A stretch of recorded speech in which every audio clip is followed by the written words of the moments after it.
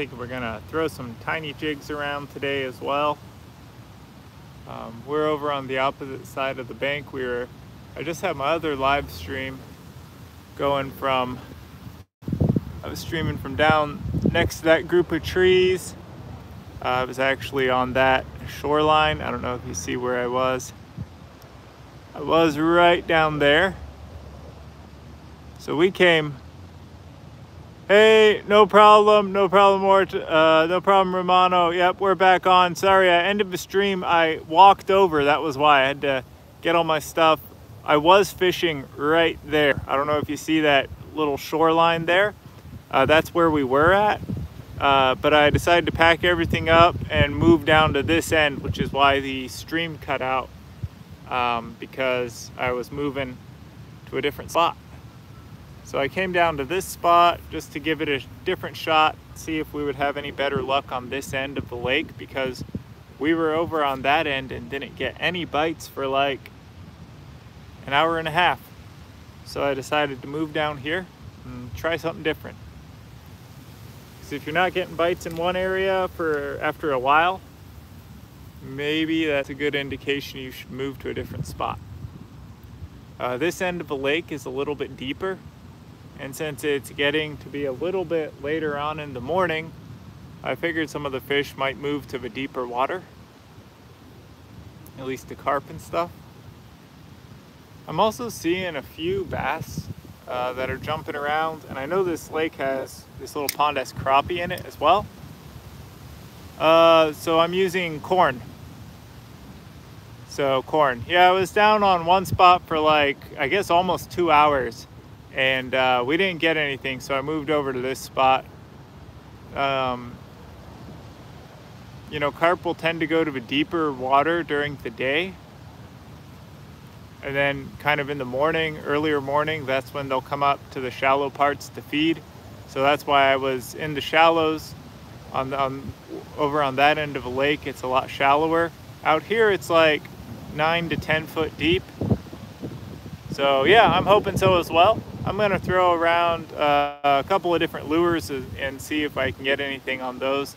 I know the crappies are biting in this pond, so hopefully we can get one of those. We'll see.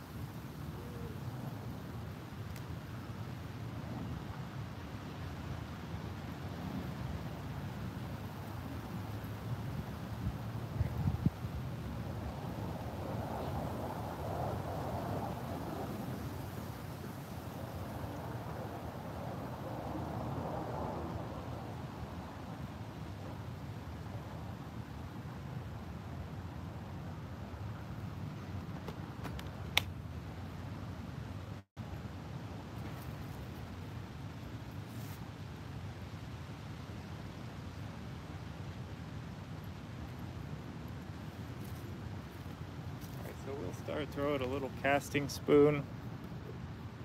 Actually, I'll move the camera over here so we get a better angle, but yeah. Start with a casting spoon and see if we get anything with that.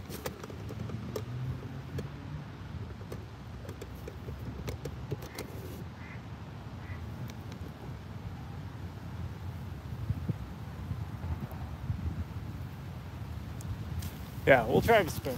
Let's see.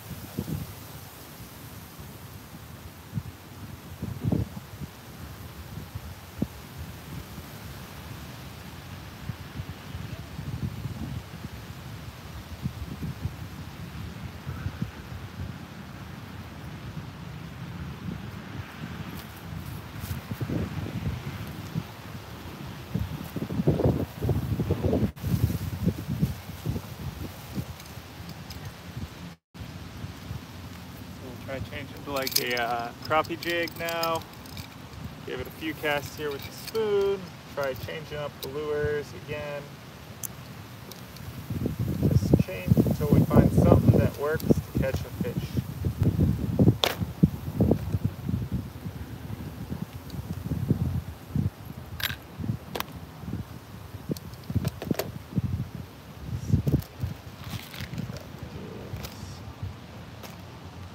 These little jigs work pretty well a lot of times. Try a red. What color? Black and white. A white curly tail. Black jig head. Pretty decent combination.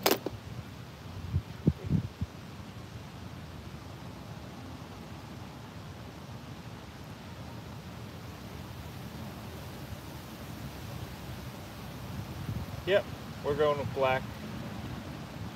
Black for the jig, white for the grub. Pretty good color for here.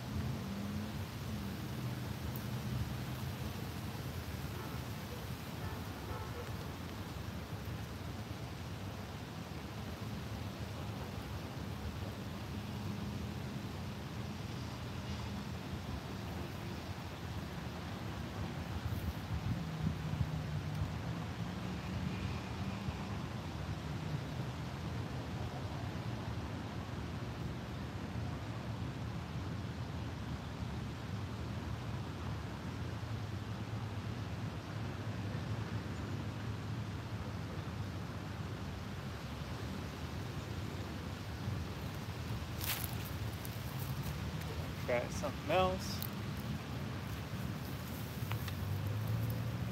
Yeah, wind is picking up a little bit. I don't think that helps. Fishing tends to be a little bit better when it's not super windy. That being said, you fish in the conditions you got, not the conditions you wish you had. So we are gonna switch again, try something else. Let's see, we got more different colors. Try a white and or a pink and orange. Pink and orange color. See if that works.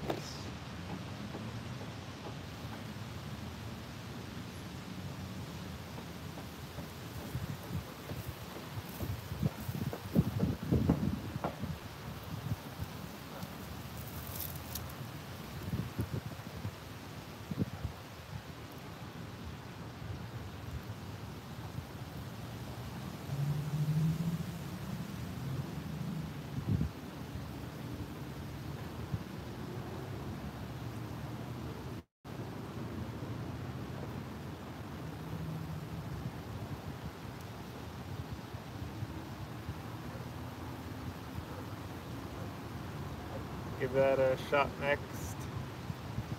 We'll try this orange curly tail real quick and just jig that through real fast, and then if not, yeah, we'll switch to like a black.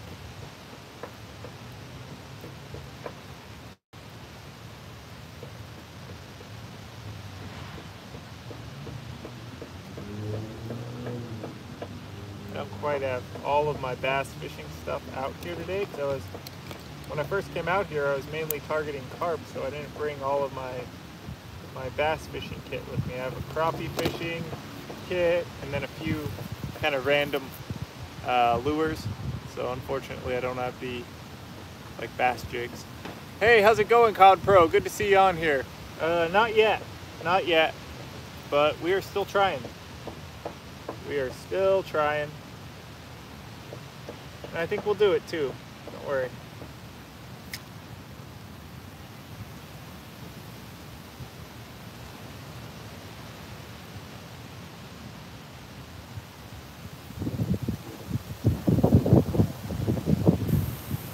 Hey, how's it going? Mohammed Ridwan from Indonesia. Awesome.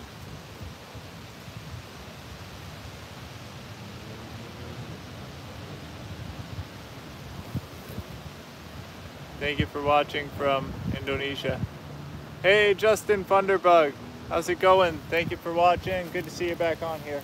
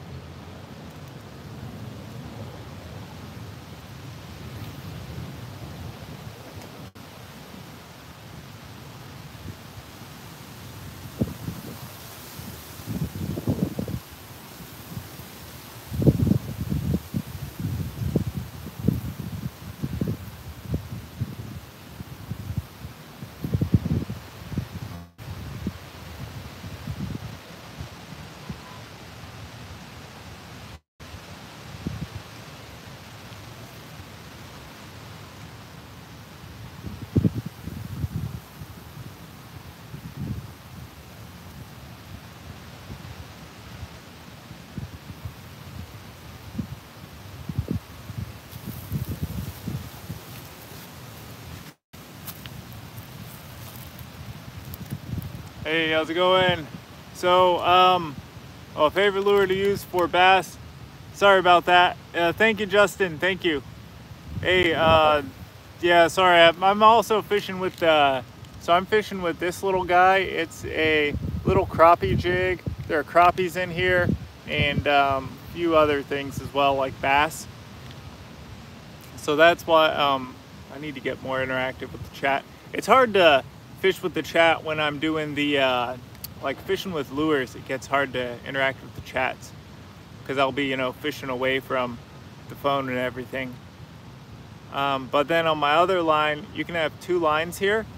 So on the line that you see in front of you, that is rigged with corn on a hair rig. And that's rigged up with corn on a hair rig because there are carp in here. So we'll see if we can get a carp. I'm actually thinking of switching to bait on this line as well, and maybe throwing like some hot dog out there.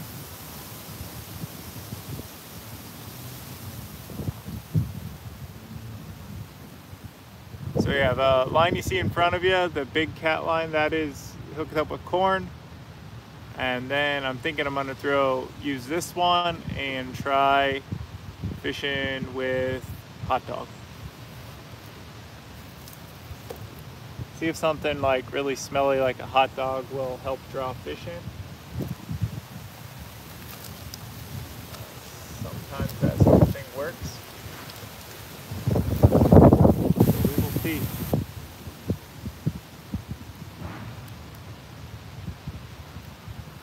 Beef fat works great for carp.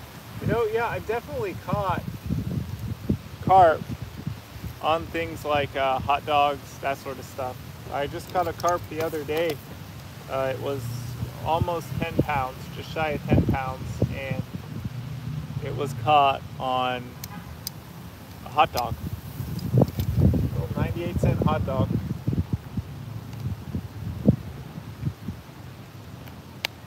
Or proof, I guess, you don't need super special bait to go fishing. Hey, thank you, Cod Pro. I hope so as well. I hope so as well.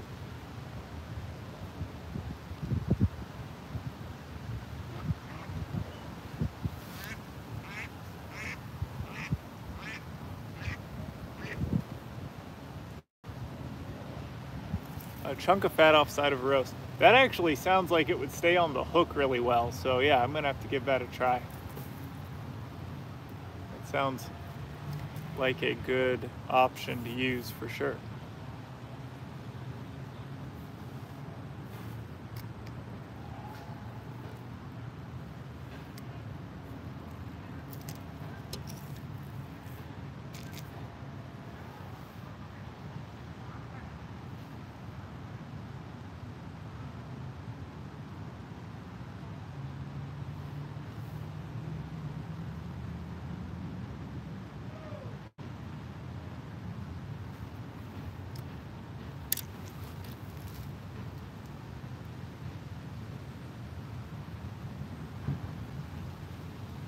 We had garlic tars. Nice, yeah, I will definitely give that a shot for cat and carp.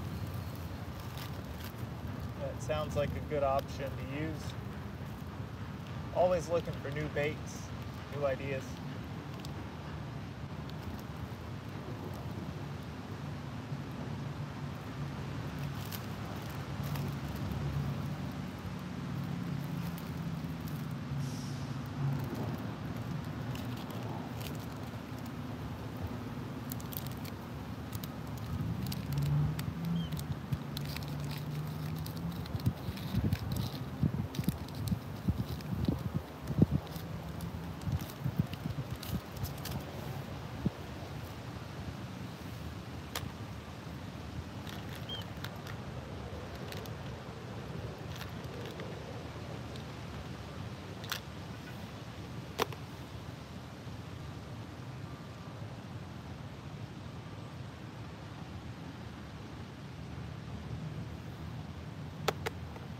You should use dip bait for carp, one of their favorites. I'll try and help. Thank you, Justin. Thank you. Sounds good. I will check out your channel again as well. Thank you, Justin. Have you heard of a Gets It? No, I haven't. Hey, Outfish Ontario. How you doing? From Ontario, I take it.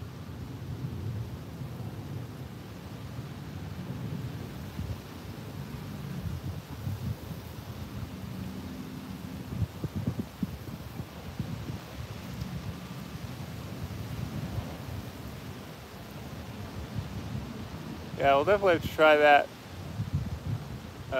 dip bait though. And Gets It. Give that a shot as well. Not really sure what that is, but I will check into that, give it a shot. Let you know what I think.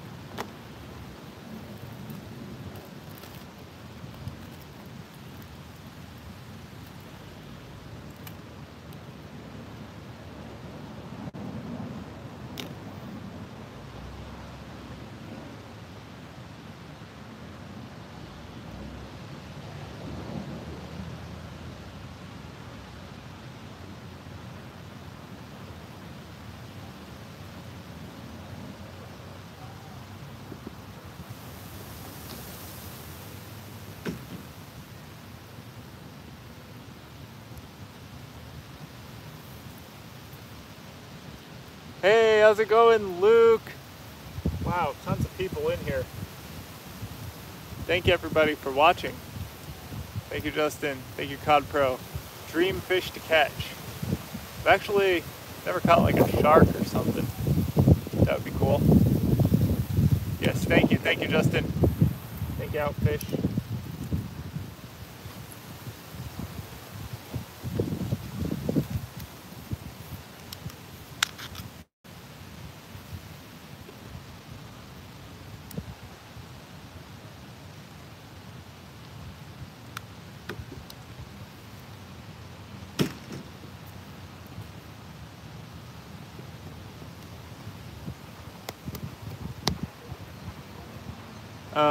So I've usually had pretty good luck with corn for carp, but today it's just been really slow. I don't know what's up today.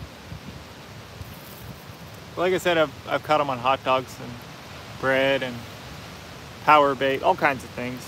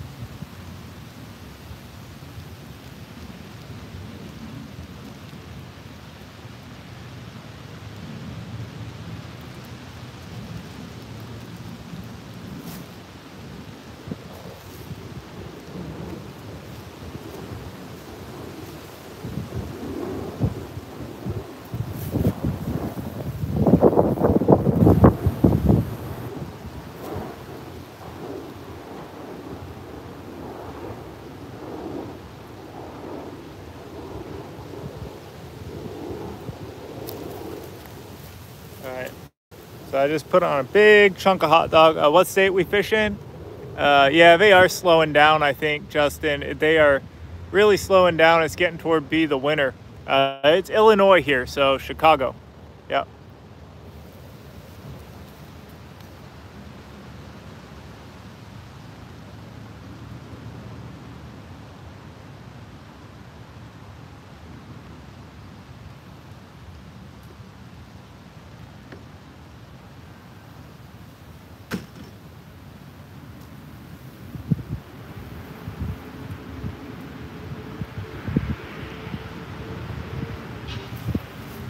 That's another reason I've been targeting carp, just because the carp tend to bite better. I've always found it bites better. Did it rain there the other day? Yes, it did. Actually a couple days ago, but well, a little bit last night as well. A little bit of rain last night. It rained really hard a couple days ago.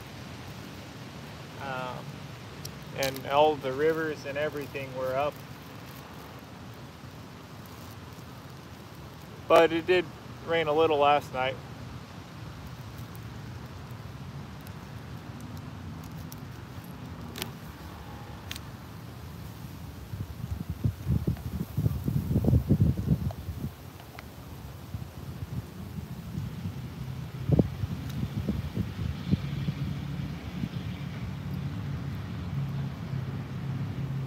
But yeah, with the rain, I mean, sometimes fishing's really good after the rain and sometimes it isn't. It's just kind of hit or miss, I've found.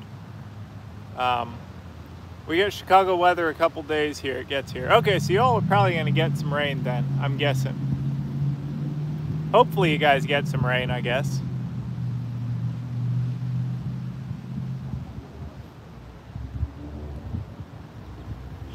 And it's pouring out, yep.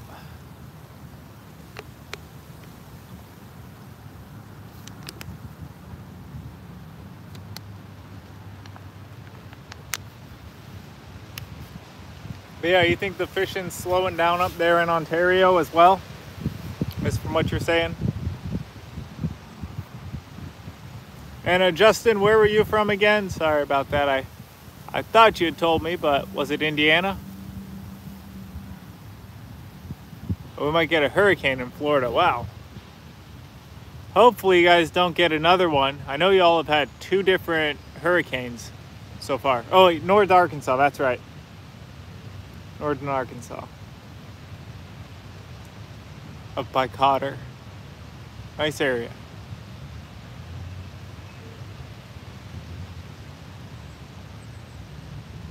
My river needs to flow though. It has, but I believe it'll pick back up. Yeah. That is, I like that. Arkansas is awesome, like I said. Great trout fishing. Nice, cool place. Still catching a fish, just slowed down up for the last 3 to even 4 weeks. Yeah, the fishing usually slows down in the winter up in kind of in northern parts. I imagine the bite's still pretty good in Florida and maybe even Arkansas has still got decent fishing. I don't know if it slows down there in Arkansas for fishing. River is a Lake Erie tributary. Nice, nice. Okay, so you guys get like real trout and like the trout and the salmon and everything will go into the streams up there then. Well, I kind of want the hurricane because of no school. Yeah, I love it here. Lived here for the last 27 years. Nice, nice. Yeah, beautiful area. Beautiful area. I've taken vacations in Arkansas before, like twice now. People will look at you like, you're going to Arkansas for a vacation? Like, what's in there? I'm like, it's a really nice place. Yeah, it slows down here, but you can still catch your winter most of the time. Yeah, I mean, technically you can catch fish in the winter up here too. And even you get ice fishing up here when it gets really cold. Last year we didn't have good ice until the later parts of the year, like later into January. But I've never had any success ice fishing. I think ice fishing is a lot slower compared to regular styles of fishing. I live right next to the Buffalo River where they filmed Deliverance. Nice. Walleye, bass, pike, catfish, crappie, so on. Very cool, very cool. Yeah, I'm in a city park right now, so that's why you hear the siren. We're right next to kind of a main street here in Chicago. So it's a nice natural area, but still in the city, so you get all the sirens and that sort of thing. We actually see some I saw a big buck walking around. Actually, he lives here. I've seen him before. They've got deer that live in this little park. And I saw a coyote this morning, actually, so that was cool. Living next to the Buffalo River. Fish inland too, ponds, so on. Yeah, I fished the Big Lake a couple of times. I mean, quite a bit. I was trying to fish for salmon in Lake Michigan, And I kept going, kept going, kept going, kept going. Never could catch one from shore. Yeah, I'll give it another shot. I've heard the steelhead are starting to come into the harbor. How's it going, Tolik? Antonio, just mud. Thanks. Okay. We have walleye, bass, crappie, cats, trout, perch, spoonbill, so on. Okay, awesome, awesome. Yeah. We have trout in Lake Michigan. And then we got trout in some of the ponds. Not this one, but they have to stock them every year, so they'll actually stock trout. We don't really have wild trout. I mean, we have a few, but not a lot, except for what lives in Lake Michigan.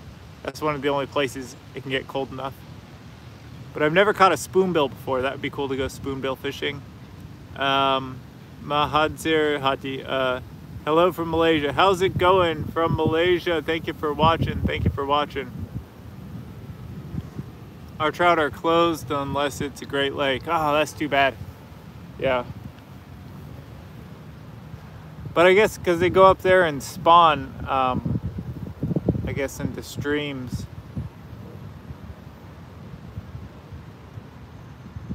But yeah, they have to put the trout where we are at. I miss Michigan. Bob Camachi says. I've never actually been to Michigan itself, but yeah, I've been into Lake Michigan. Lake Michigan's, Chicago's on the shore of Lake Michigan. We're across, on the other side of a lake is actual Michigan. Till fourth Saturday in April. Okay, that makes sense. Okay. Our trout are, okay, the Steelies, salmon, and the Lakers. Yep, they got Steelies, salmon, and Lakers in Lake Michigan. Our trout are stocked a little, but they are wild here for the most part. Nice. Yeah, you guys got brown trout, rainbows, and all that. Because your trout can actually live in that river, and that's how they grow to get, to be decent size. The White River. Here, the rivers and the ponds heat up in the summer. So like a pond this size, it will get really hot in the summer, so you got largemouth in here. But that's because they heat up, it kills the trout. So that's why they put them in the like kind of late fall. So 2 weekends ago, they stocked a couple of the little ponds and lakes here. And then they also stock it again in the spring, and you can fish for, a couple months until it heats up too much. What's the smallest size you can bring home? So at this lake, so this little pond is right in the middle of a city, and it is only catch and release at this pond. So you can't take fish home here. Every water, like every single, in Illinois, where I'm fishing, every single place has a different regulation on like how big the fish have to be. So certain rivers, the fish have to be 3 feet long. Others, they can be other lengths. But Bob asks, catch anything yet? No, not yet. Not yet. Stateside stock so much more than Canada, it seems. Maybe, yeah. I've never went fishing in Canada, but I wouldn't be surprised. They really enjoy trout fishing. Everybody seems to enjoy it. So yeah, they'll stock them pretty heavily, and like, it's a thing to do, to fish for trout. So they'll stock them in little ponds and stuff. But yeah, I haven't caught anything yet, Bob. Is there tiger trout there? Not here, no. Not where I'm fishing today, and not in any of the ponds that I'm aware of in this area. I don't think they stock tiger trout here.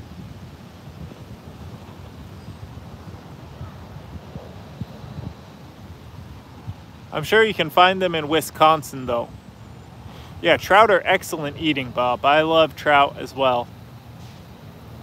I think they're a really good fish to eat.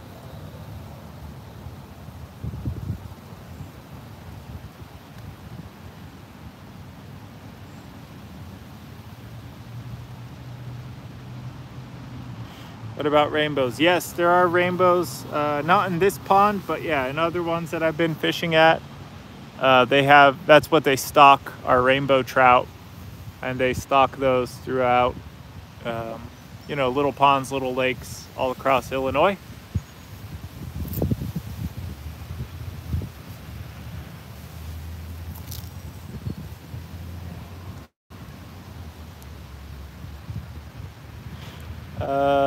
I live about 30 to 40 minutes from Lake Michigan via car. Very nice, very nice.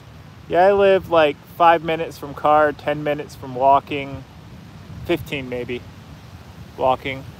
I live really close to the lake, up in uptown Chicago. I like walleye and perch, very light taste. Yes, yes, walleye and perch have great meat. I think they are an excellent eating fish. Catfish are nice as well. Unfortunately, it's been over a year since I've been home. Sorry to hear that.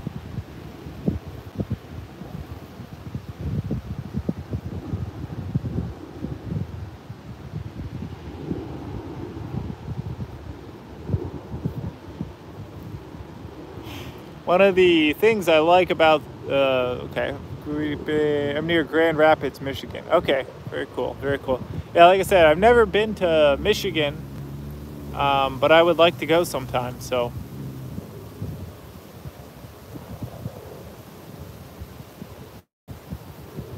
Grand Rapids, Grand River has the salmon run, fun stuff. Very cool. Yeah, no, I've never, yeah, you guys get those wild salmon and stuff in the rivers, which is pretty cool.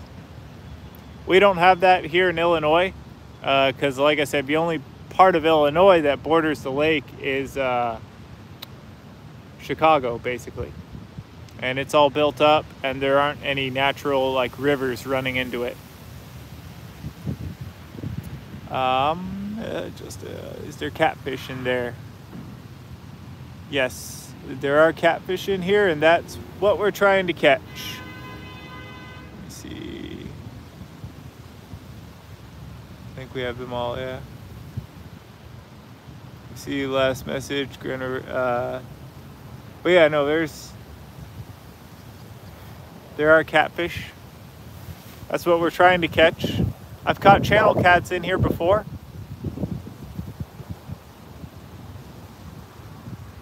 Thank you, Outfish Ontario. Thank you. Might get a catfish on the hot dog. That's what I'm hoping. That's what I'm hoping. That's what my river is called, Bob. Very cool. Very cool. Grand River.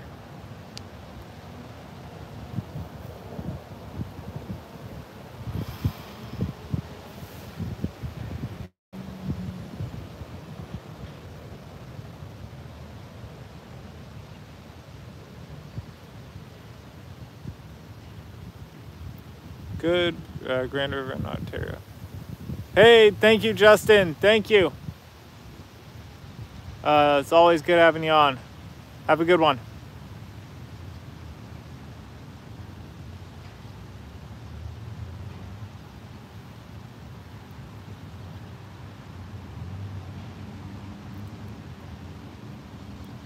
There's a Grand River on Ontario too, I guess.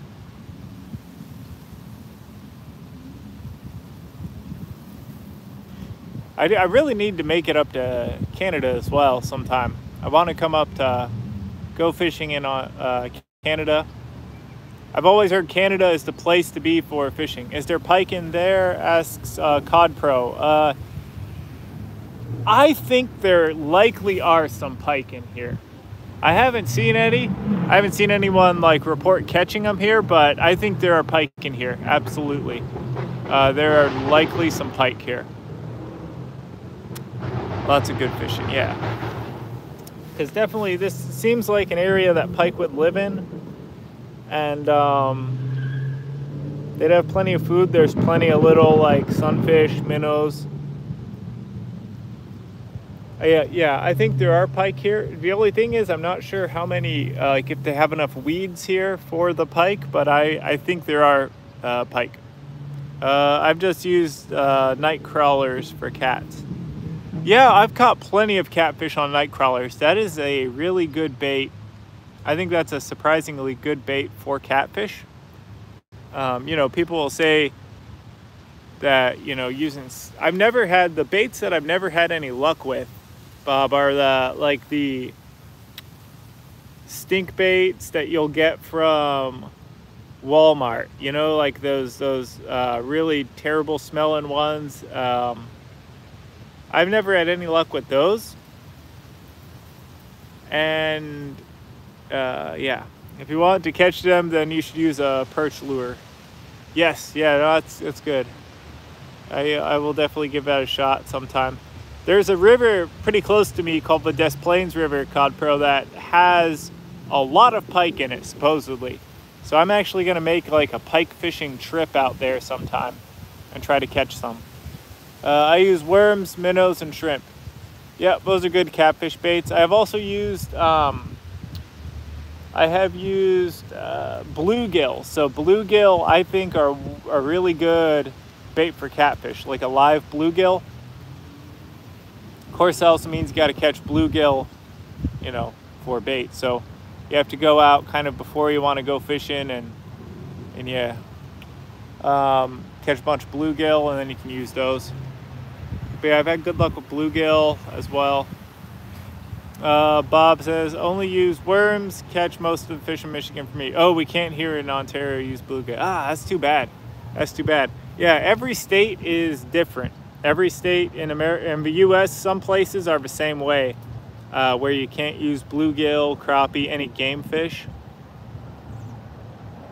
But in the places you can, it works really well. I've always had luck with it. For channel cats and I guess all kinds of catfish. I've only ever caught channel cats. I've never caught a flathead or a blue. There is a big lake pretty close to where I'm at. Well, not pretty close, in kind of central Illinois. I'm in northern Illinois. Down in central Illinois, there is a big lake that has blue cats stocked in it. So I want to give that a try. Yeah, it would work well here too. It's a way they're protecting the larger fish. Yeah, that's what I figured.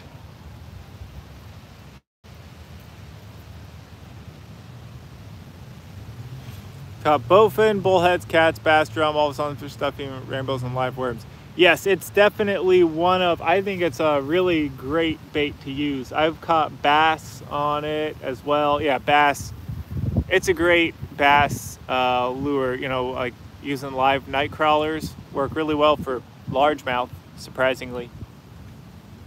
I mean, it's not as fun to use as using like soft plastics, lures, that sort of thing. But yeah, I've always had good luck with live worms.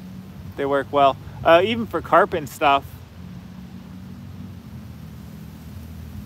I've never caught a bowfin before. I want to catch a bowfin. That's one of those like northern species that I want to add to my list of fish that I've caught. Never caught a bowfin. I would love to catch a bowfin. They have those in the rivers around here as well. Found out bass like cooked shrimp. Interesting, yeah. I've never fished with cooked shrimp. I've always heard raw shrimp is better, so I've always used raw shrimp, and I've caught things like catfish. Mostly catfish on raw shrimp. Catfish, bullhead. But yeah, I've never caught a bass on it, but that's interesting. I'll give that a shot.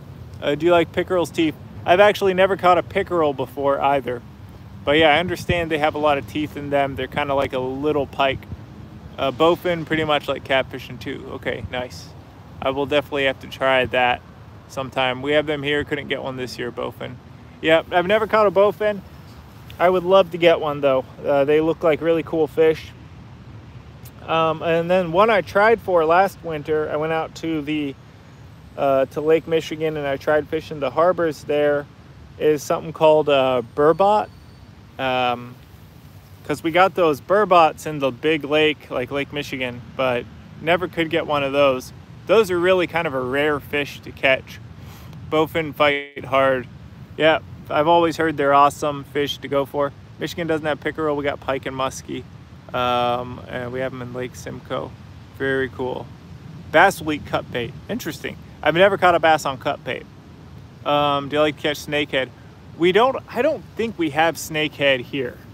I've never heard of anyone catching any. Burbot, easier to get them in the winter. Yeah, I'm definitely gonna be trying to catch burbot in the winter. Again, I was out there last winter, but yeah, couldn't get it. Ice fishing. Okay, ice fishing. That makes sense. Yeah.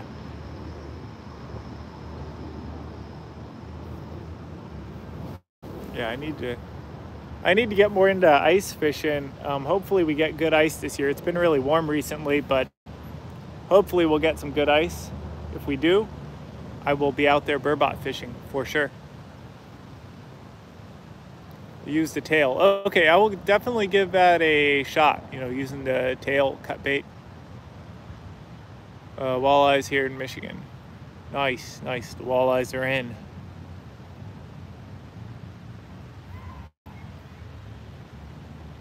I know that there's some of the rivers around here where people like to go for walleyes usually.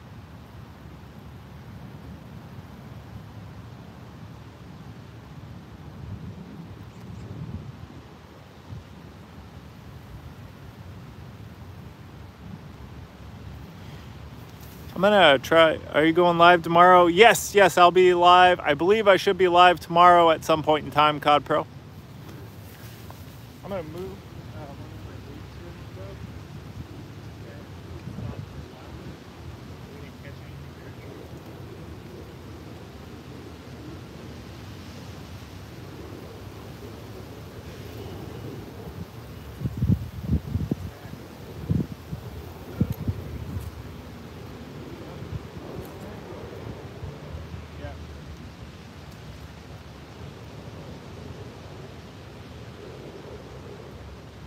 Caught ourselves a nice stick.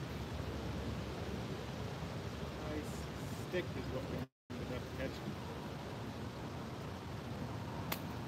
I'm gonna use put some Nightcrawler on this thing, guys, and then send it out. We'll try Nightcrawler.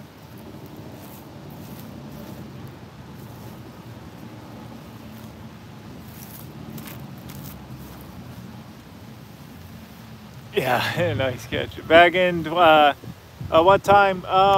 It should be probably the afternoon, I'm thinking. So, or probably around this time or so. Back in 2020, the invasive goby really pissed me off. They were everywhere and kept eating my bait. There are still invasive gobies everywhere. Yeah, thank you, Bob. Nice little stick bass there. Yeah, there's still invasive gobies all over the place. They definitely, so that's one of the things. One of the other reasons I don't like to fish at the harbor a whole lot are because gobies there in Lake Michigan will absolutely eat the bait. They will definitely go after the bait there. We don't have them so much in the little ponds and the rivers as bad, but out there on Lake Michigan, there are still a lot of gobies out there. A lot of mudfish, dogfish, fun to catch. Nice. Yeah, I've never caught dogfish. I've heard those are the little sharks. Is that what I'm thinking? Thinking of the same thing?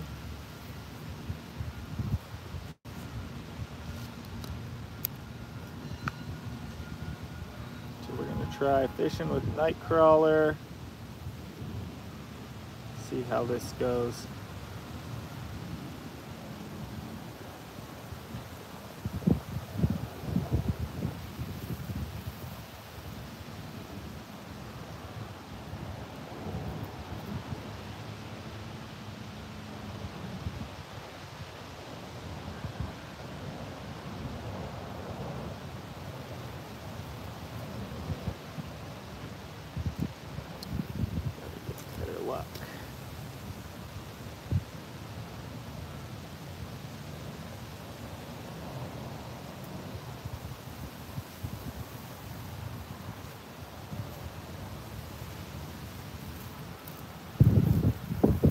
Sometimes I throw them on a hook on a slip bobber rig in hopes to catch something big. Yeah, those are slip bobbers are always a great thing to use, especially when you know the water depth really well and you kind of know where your snags are. I'm not entirely sure where all of the I know kind of a sort of an idea of the depth out here, which is like 10 foot, kind of out where I threw that hot dog. But I'm not sure where all the trees are and the branches are. I don't know. We're going on the bottom today.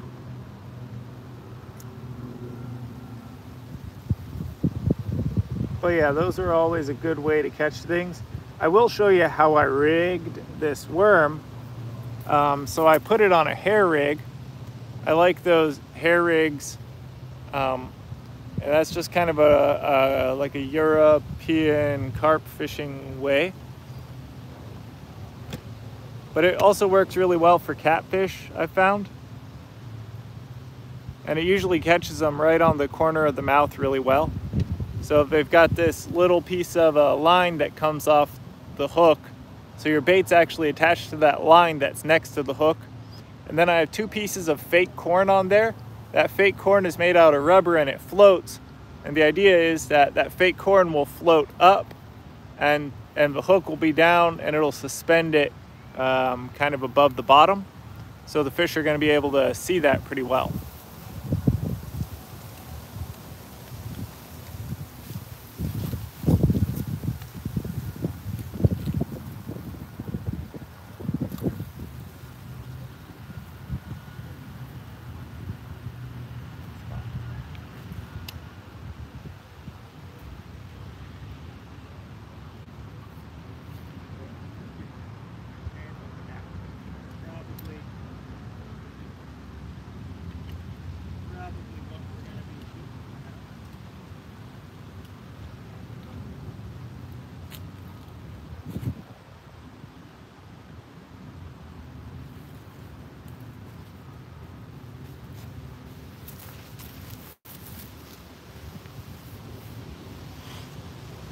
Needle will help you with that. They are cheap. Oh, okay, yeah, I've never tried using that. I'm stationed out here in Okinawa. One of my greatest catches is probably a marlin. Nice, nice, that's awesome. That wasn't a bite. That was just my rod holder falling down there. But use that pink gulp bait. Oh, okay, I will give that a shot.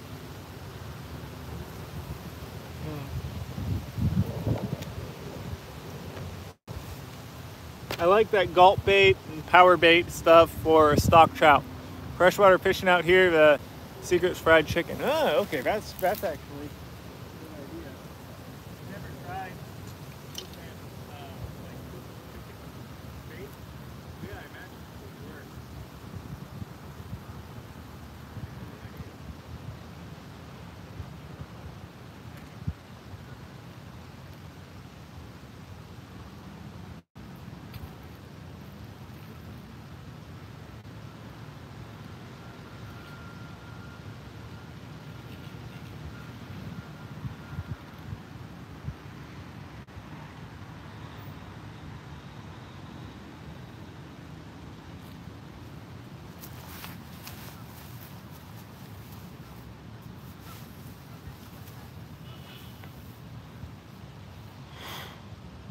Giant freshwater eels out here. Love that chicken from Walmart. Okay, yeah, I will definitely give that a shot at Walmart. For giant freshwater eels, that's awesome. I've never caught an eel before, but I would definitely like to. I know that you know, you can catch eels in rivers in America. I think on like the Missouri River and the Mississippi River, you can catch eels, but I've never caught any eels before. I would love to though. But I imagine you guys got all kinds of very different fish out there in Okinawa. I've heard they got pretty good bass fishing. I've heard bass fishing is popular in Japan. I don't know if it is, but yeah, that's awesome.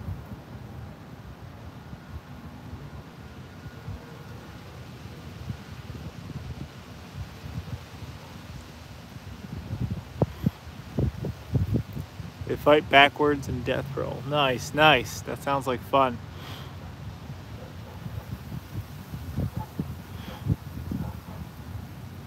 Yeah, I would imagine that you got all kinds of very different sort of fishing out there in Japan. That sounds pretty cool. Take advantage of it. There are bass, yeah, nice, nice.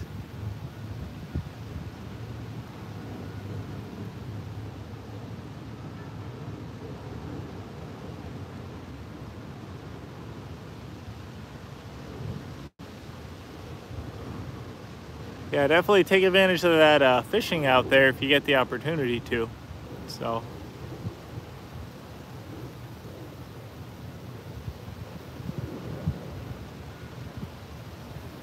No, it's assuming you guys aren't all locked down and stuff. No, Libo. You're in the Marine Corps, right? I'm gonna guess.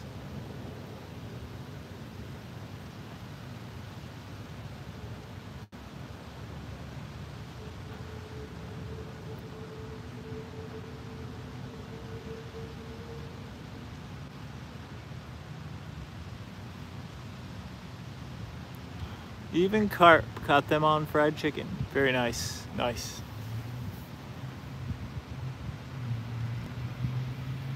Yeah, I've never tried fried chicken for bait, but that sounds, I bet it would work. I'm starting to think now, I'm like, yeah, it's pretty oily.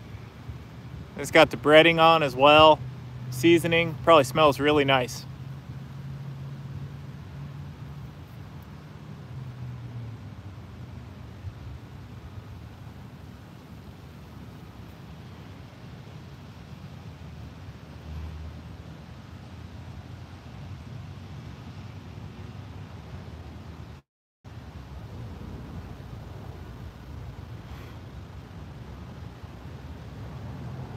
ATC, jeez.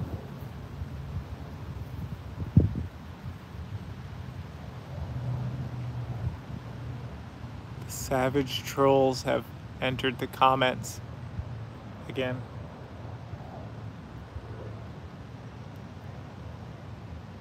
Ew. Enjoy your fishing day. Will do.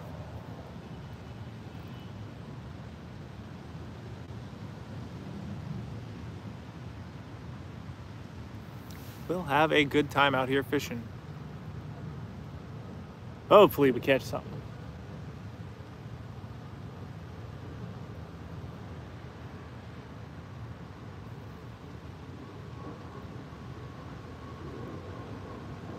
Kayak, I don't even know what that means. Not even sure what language that is.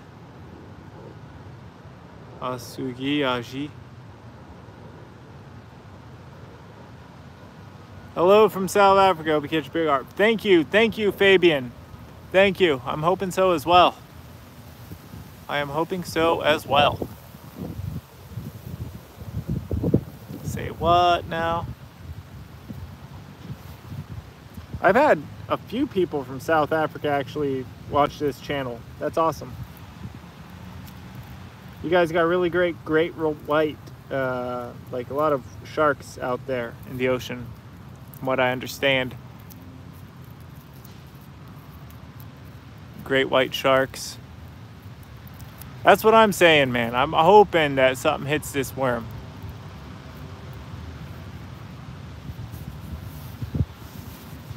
I'm thinking I don't know. It's in a good spot. They should hit it. Oh, from Indonesia. Okay, cool. My VP is 3 kilograms. Hope you catch a better one than me. Thank you, thank you. Oh, PB was like, I think it would be 4 kilograms.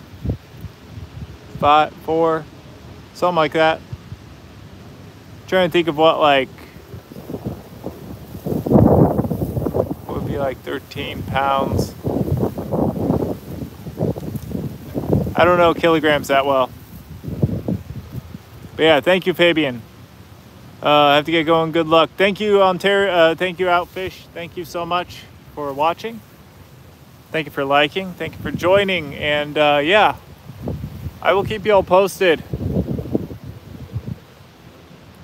Thanks for watching. It was good having you on. Good talking with you and learning more about fishing in Canada. Always fun.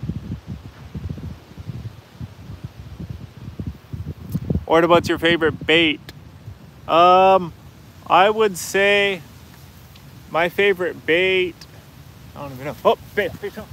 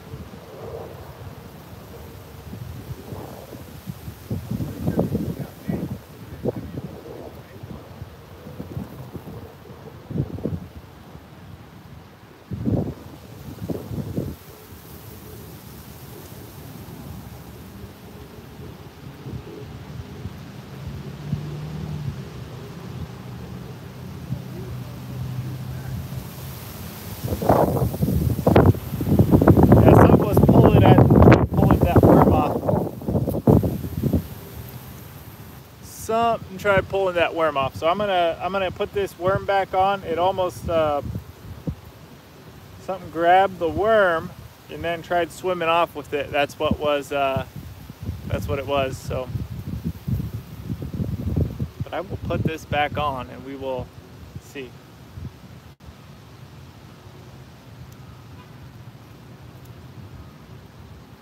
Yeah, that's what I'm thinking. Might have been one of them panfish. That's probably what it was. It was like a bluegill. Sometimes bullhead will also do that, where they'll just kind of play with the bait a little bit. But yeah, that might have been a bluegill, or a crappie, or a green sunfish. We have all three of those living here.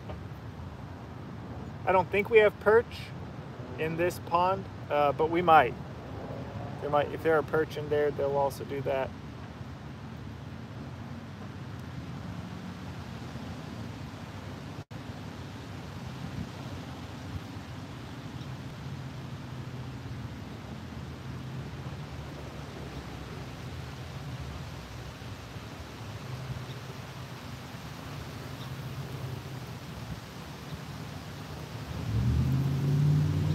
We're gonna send that back out again though.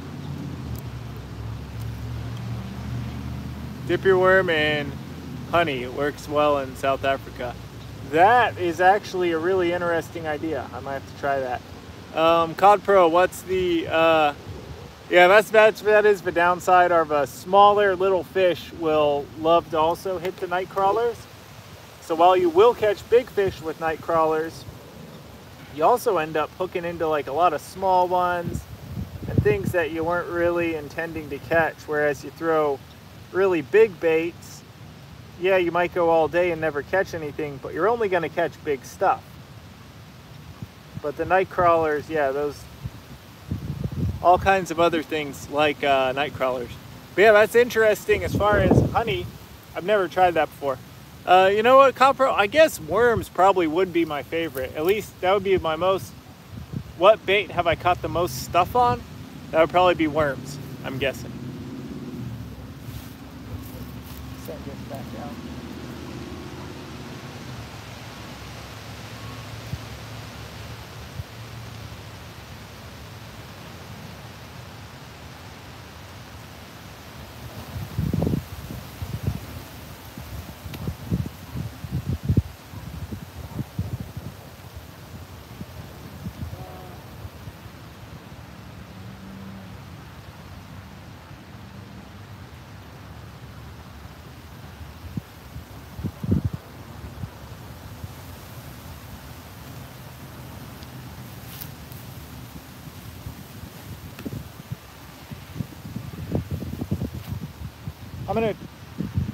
I'm thinking I'm gonna try, I will check that blue pole as well, and I will see if I caught anything on that, you know, if I caught or had the bait taken. Give that a shot.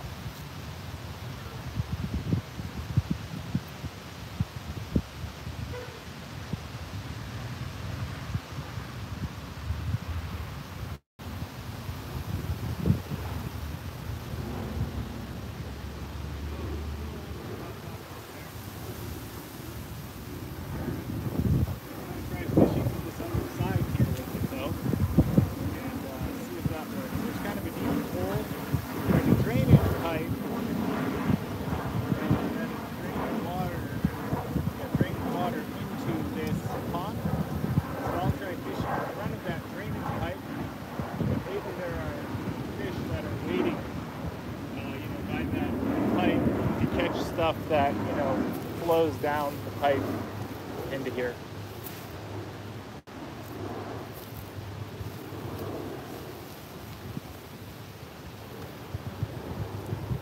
Caught lots of fish on pineapple flavor too. Huh, interesting. I've never heard of fish, you know, being attracted to pineapple flavor, but that is also something to give a try. Fish will go after all kinds of things, so not really surprised. We call it top. Nice. That's awesome, actually. I've never heard of that, but that is a really cool sounding idea. and definitely something I'll have to give a shot. Google Slammer Squad in South Africa. Okay, I will Google Slammer Squad in South Africa. Sounds interesting.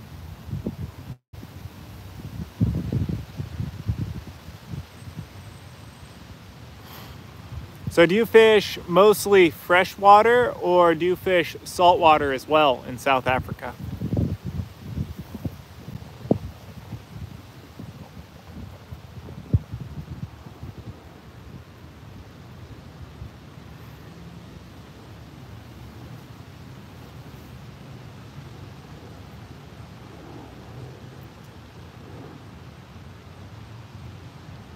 I know that, like, I've watched River Monsters. Obviously, it's not South Africa. I think they were in, like, a very different part of Africa. But River Monsters with Jeremy Wade. And he was pulling out, I think they were called, like, tiger fish. Crazy looking fish with a bunch of teeth on them. Fresh and salt. Okay, awesome, awesome. Yeah, I've fished saltwater only a handful of times, like twice, actually. And, only ever caught like little mackerel, that sort of thing, and bream. Varen Aki, what are you catching? So far, not catching anything.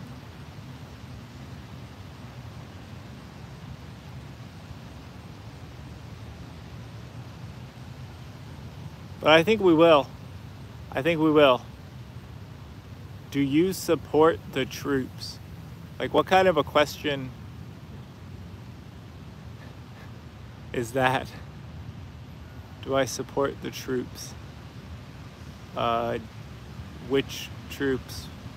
Like, I was in Cape Town, South Africa. We got tigerfish. Oh, wow, that's awesome. Tigerfish in South Africa. Okay, Navy SEAL sniper. You like that copy pasta on the internet? It was an old meme, but it checks out. What was that thing? I'm a Navy SEAL sniper, something, whatever. I don't think you're a Navy SEAL sniper.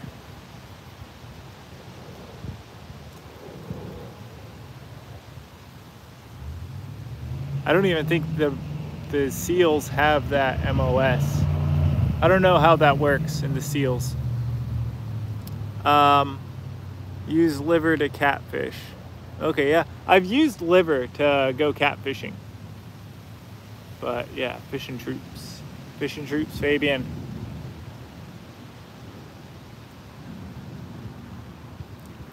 So if it, Bob, actually, so I was in the Marine Corps. I got out a couple years, well, like 5 years ago now. When I was stationed at Quantico. So I only got into fishing a couple years ago. Is when I started fishing, like probably 2 or 3 years ago, after I got out of the Marine Corps. I wish I was more into fishing when I was in the Marine Corps, because I was stationed in Quantico, and I was also stationed in Camp Pendleton, and I never went fishing out there. Definitely should have, because I was out on the pier a couple of times, and I would see people catch like massive stingrays, all that sort of stuff. But yeah, I never caught it. But I wasn't into fishing back then, and I was like, ah, cool, but you know, I didn't try it myself. I wish I had. And also, when I was stationed in Quantico, if you ever get out there, I've heard they have really good fishing for bass, and they also got a lot of snakeheads, which I've never caught before, but those can get pretty big. They got a lot of good fishing out there, and blue cats, I guess. They have a lot of blue catfish out in that area. But yeah, I fished when I was a kid as well, but then I stopped and only just got back into it now, recently. Bet your favorite sport is fishing. Yes, yep, that actually is my favorite thing to do, I would say, is fish. So Chicken hearts also work great on catfish. Yeah, that's awesome. Chicken hearts. I've never tried using hearts. The livers, I've used livers, and the livers work great, but they can sometimes be a little bit hard to stay on the hook. Never stop. Hashtag addicted. Nice, nice. Yeah, that's awesome. That's awesome. And yeah, you guys out in Okinawa got all kinds of nice fishing out there.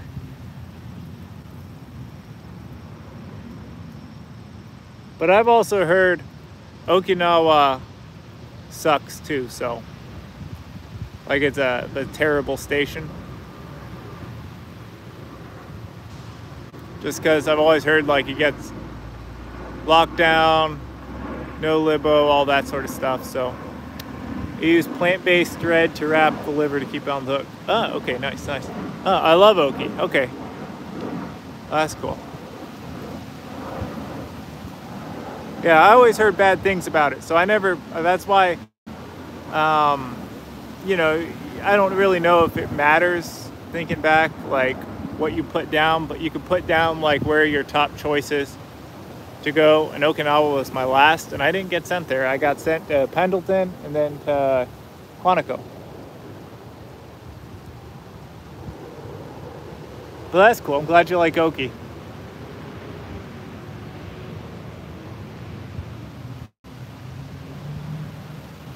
Fishing with the locals all the time. That's awesome. That's awesome.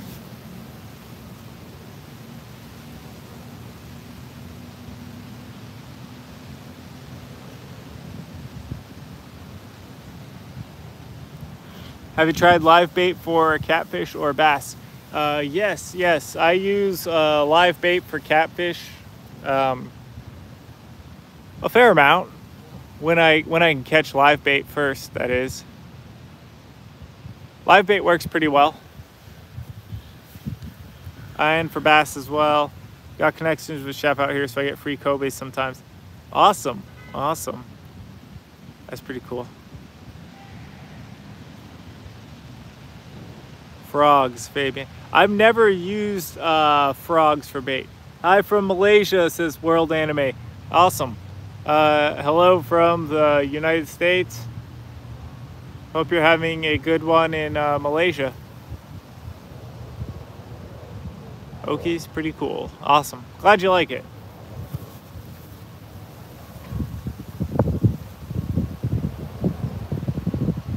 Killing the game, Orta, says Adept Angling. Thank you, Adept Angling. I wish I was killing the fishing as well, but we're trying. We've been out here all morning. We've caught, well, nothing. We had one bite. I think the fishing at this pond is starting to slow down, if I was gonna guess, Adept. Because I threw a couple of different jigs, and then also been throwing, using corn as bait, using hot dogs as bait, and I'm using Nightcrawler for bait. And yeah, not so great. Especially if you're into fishing like us.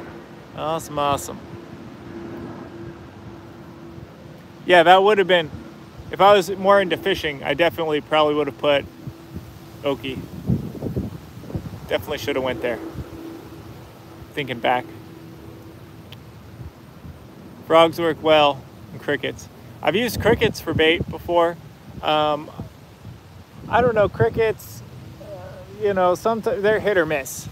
Crickets sometimes work really well, and sometimes I've had them not work at all.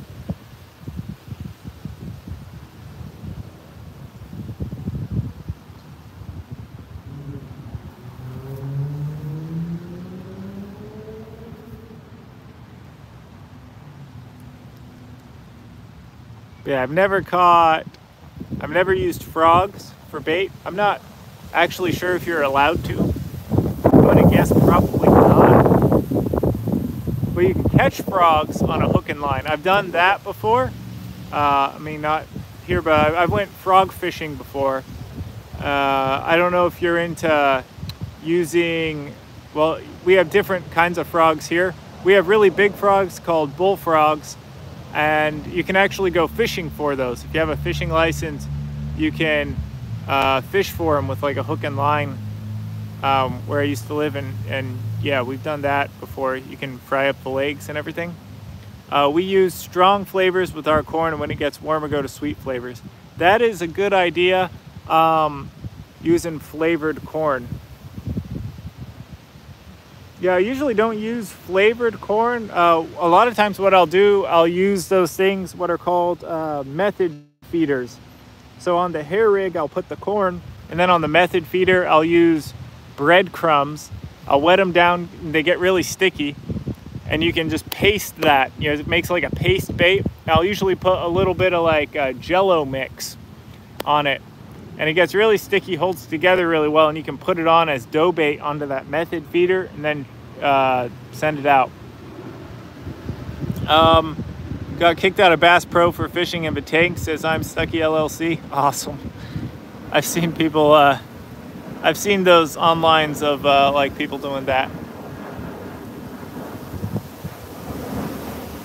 I mean, kind of addicting to do too, but like, I don't know. Sometimes. American bullfrogs are yummy deep fried. Yes, yes they are.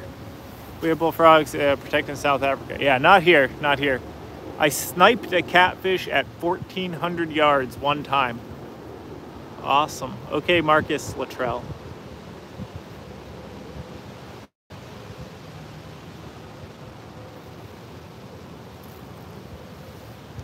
Or no, Chris Cott. Whoever that one was, I forget. Sniper movie. Chris Kyle, I guess. Lone Survivor was Marcus Luttrell. Yeah, they are yummy deep fried. I enjoy frog legs. They're actually surprisingly good. People are like, you eat frogs? I'm like, yeah, you can eat frogs. They taste really well. Taste really good. You can catch those on hook and lines. Bass Fishing 336, good to see you on here. Good to see you on here, Bass Fishing 336. What do we got on now? So we had corn on, but now, yeah, we changed to worms. Worms and a hot dog. Using bait runner reels. No. So these are Zebcos. One is actually just like a really cheap, that same cheap $9 Zebco rod and reel combo. But I've caught big fish on it. It'll hold big fish as long as you fight them well. It's got like 6-pound line, I think. There's not a ton of super heavy fish in here. As far as the other one's rigged with 25-pound test, and it's a Zebco 808 Boss Hog combo. They're all from Walmart. They're Walmart brand, you know. The Zebco Slingshot, it works well, and then that's that blue one. And the Zebco, it's called the Zebco Boss Hog. It was like 35 bucks, and it came with a spin cast reel and the rod. The rod, I think, is even made by Ugly Stick. Maybe it's made by Zebco as well, but it's kind of that Ugly Stick style. And then the reel, I mean, it'll hold whatever pound test you put. As long as you don't have to cast a whole lot, the spin cast, I find, works okay. Especially with Zebcos. You can do bomb in water, kill all fish in 2 seconds. I can do bomb in water and kill all fish. We're not trying to kill all of the fish in here. We're trying to catch the fish. I'd run a weightless hook, maybe a split shot with worms, that blue rod, and pick a new spot to cast every so often. That's just me though. That actually might be a good trying a different size, like maybe a slightly smaller hook and a little bit less weight. I might give that a shot. Or even just a smaller, like a smaller hook, and see if we can catch maybe a panfish or something, just to catch something, right? So we'll give that a shot actually on that blue rod. The other rod I'm going to keep out where it's at.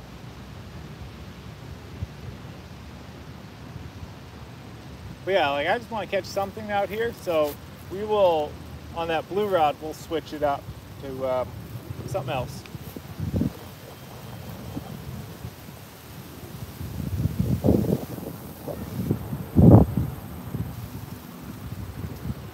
Hot dog's not doing it.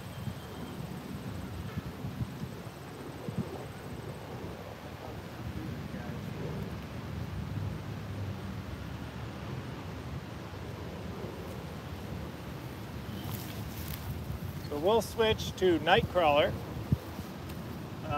But yeah, Nightcrawler with like a little panfish hook, I'm thinking. The weight I have on is really small, so I don't think the weight size will need to be changed, but the hook size definitely will.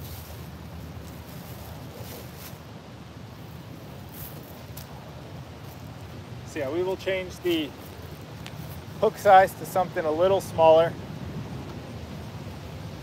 and lighter and see if we can catch something like that.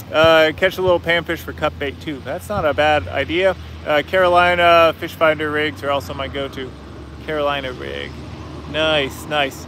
Yeah, I mean, that's what it is. It's not split shot. I just have a worm weight on actually. So on this one, I had a bunch of bullet sinkers that were sitting around. So I have a little, this is a little bullet weight, worm weight. And when it sits on the bottom, the fish will be able to take it. So I don't think they'll feel the weight too much with this either. So we'll just switch to a smaller hook, like a panfish hook, I'm thinking.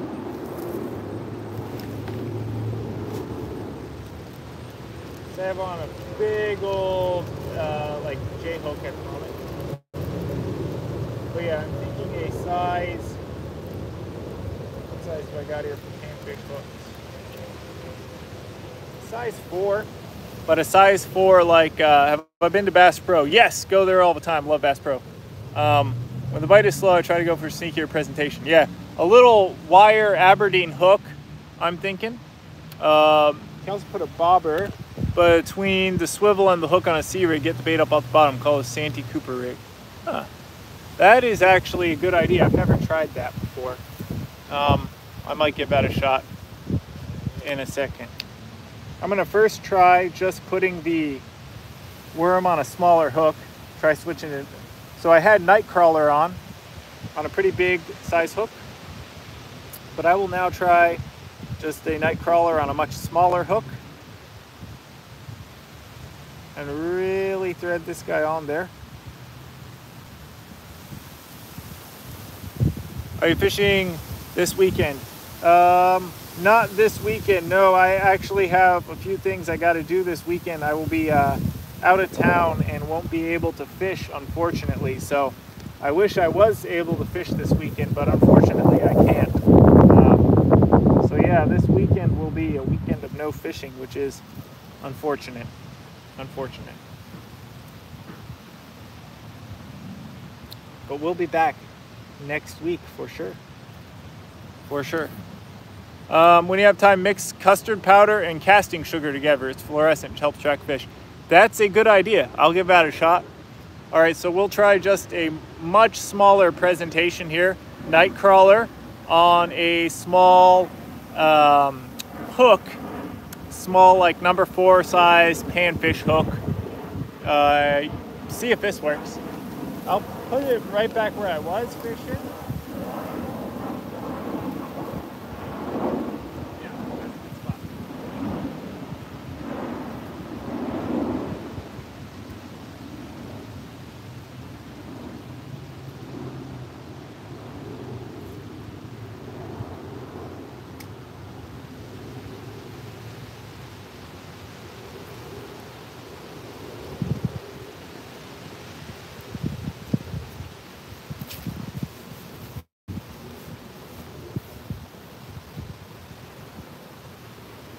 Next week, yep, next week. I'll be fishing all of next week, so quite a bit next week. So you should be able to see that.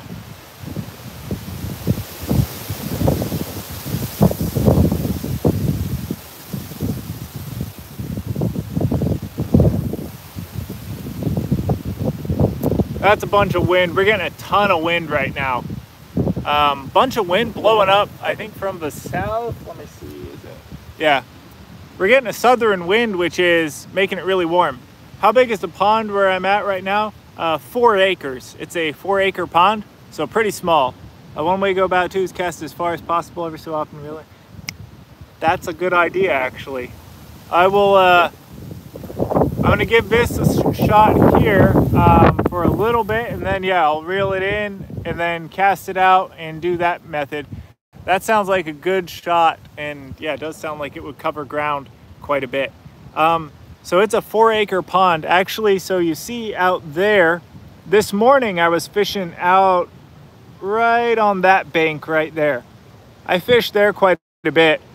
I was fishing for carp out there, but I didn't catch anything over on that side, so I moved over here, and I'm now trying a little different. Is there going to be a hurricane in Chicago? You know what, Cod Pro? It feels like it. It feels like it. We are getting a ton of wind. The clouds went away though, but yeah, a lot of wind. Lots of branches and stuff blowing. Looks very nice where you are. Thank you, Fabian. Thank you. Yeah, it's a small pond, but it's a very nice pond. It's in the middle of the city too, so it's nice having a place that's, you know, kind of close and in the middle of the city that has, you know, some fishing and is kind of out of the way, out of the city. Nice little park. Chicago has some nice parks. If there is, be safe. Yes, yeah, we'll do. Man, it's making me miss home. Yeah, it's pretty good, and you know, it's I like the fishing here out here in Chicago, but I'm sure you're catching plenty of stuff out there in Okie, so have a good time out there. Enjoy while you can.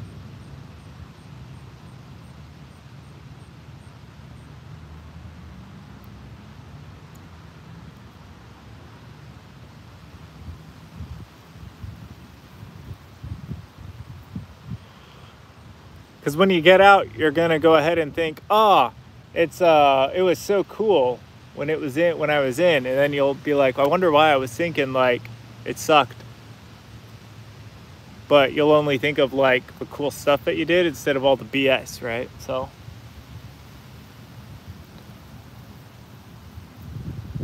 you're one of my favorite streamers, says Cod Pro. Thank you, Cod Pro. Thank you. You're one of my favorite fans. You're on here a lot. Thank you for watching. I really appreciate your support. Fabian Malani says the water looks very clear. It is pretty clear water, yeah. Not a lot of algae or anything like that now. So, usually in the summer, the water will get a little bit darker because there'll be more plants and weeds, that sort of stuff. But yeah, it's pretty clear water right now.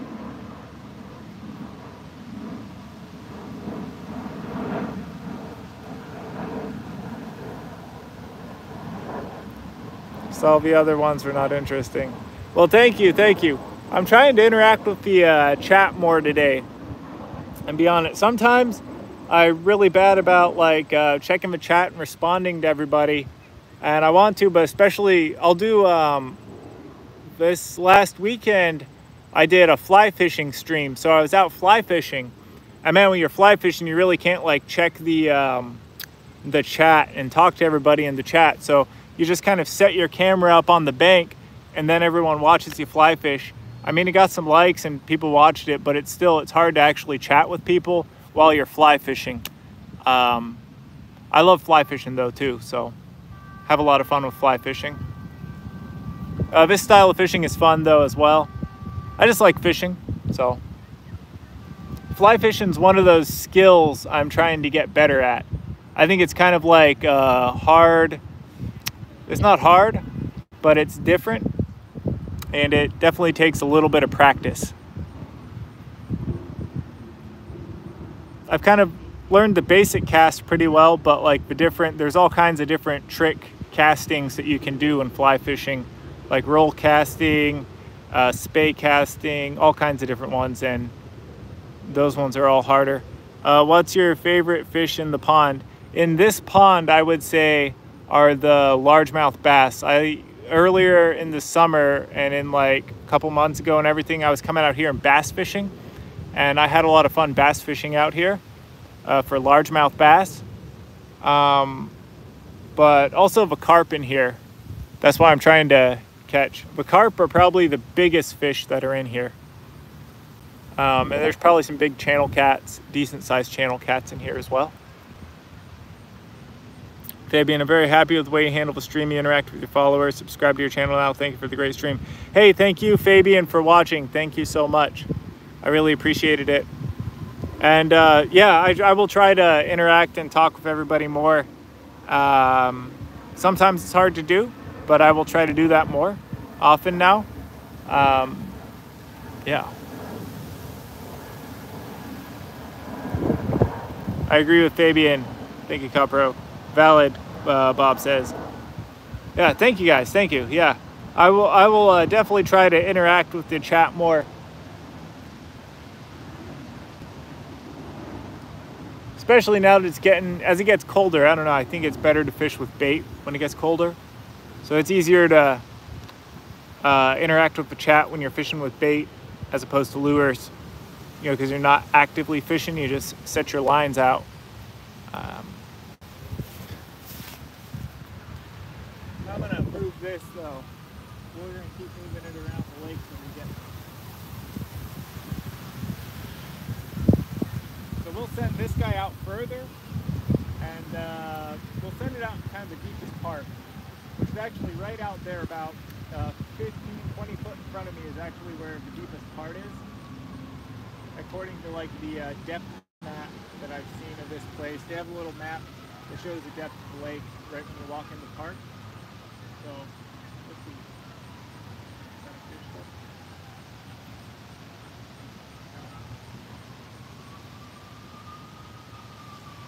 Oh, there's that.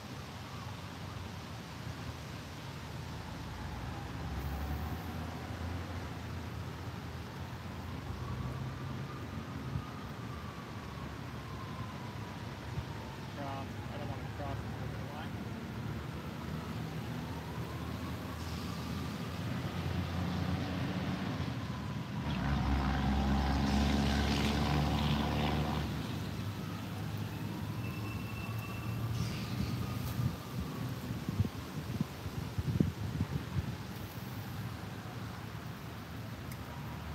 That's like the deepest point of the lake right there.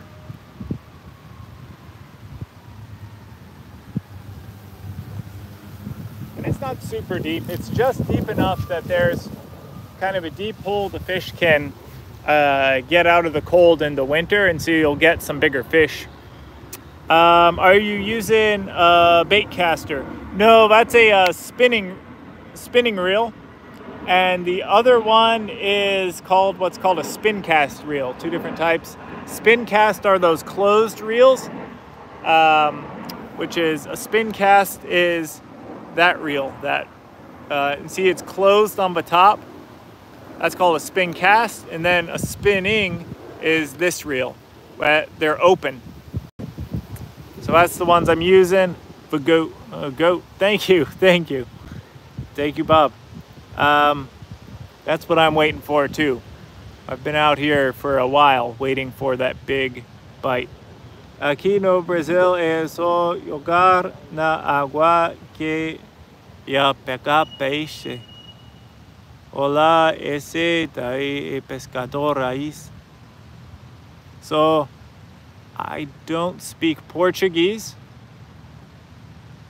and I only know a little bit of Spanish. Tipo tu canere, pirarku Oscar. So sorry about that. I don't know, any Portuguese. The little bit of Portuguese I know are things like people's names. I used to do Brazilian Jiu-Jitsu, and so I know like the tiniest bit of like, I know that like you use, so it's actually like Raiz, right? Because the R makes the H sound. Yeah, that's about all I know. Yeah, we speak, what the fuck is a kilometer? The WTF's a kilometer. Yeah, WTF. Hey, thank you, GoPro. Have you tried a bait boat before? I have never actually tried a bait boat. That would be like the little, like you got the little remote control boat that you send it out there, right? And it You can send it out with bait, right? Is that what we're talking about? I think. I've never tried doing that, but I've seen those online. I've always thought they looked interesting. A really good way to get bait out there, I think, but I've never tried it myself. And I'm not entirely sure that you're allowed to use those here. In fact, I'm gonna guess that's illegal, I think. But I see them online. They look cool. I almost want to give it a try. I've also heard of people, they sell one at Bass Pro, like this little remote control boat, and it's got like little hooks on it, and people actually go fishing with it. Like you can send out your boat and yeah, you can go fishing with the little remote control boat. But I've never tried that either. I don't think you can here. In fact, I'm like 99% sure that that's illegal here. But it would be cool. Wiggle, wiggle, wiggle. So the rod is wiggling a little bit. That's from all the wind. I'm not seeing them pull yet. So that's the wind side to side motion there. We're waiting for that pull down or the line to go tight first. It keeps blowing around in the wind quite a bit, so. Oh, just talking to the worm. No problem.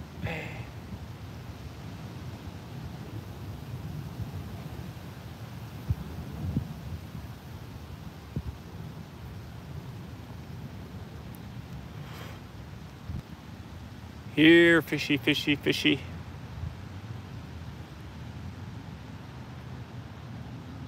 Here, fishy, fishy.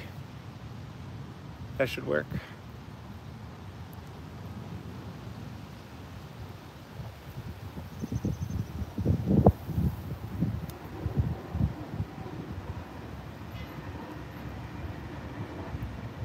Yep, that here fishy fishy works. I'm gonna reel it in a little bit. Let's keep it moving. There, now it's in a slightly different spot. We're just gonna keep covering the lake. Try to see if we can reel it and put it in front of something.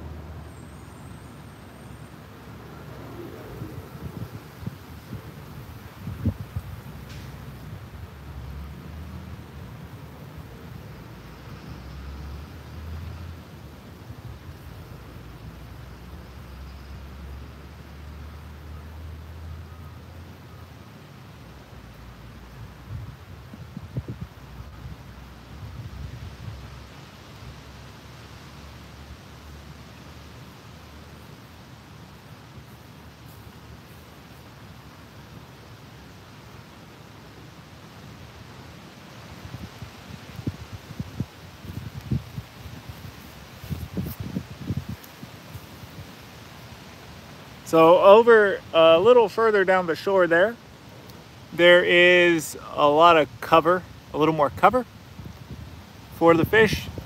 So I might try throwing that smaller rod down there, like onto that side. We'll see. At least you can barbecue. Wait for the fish to bite.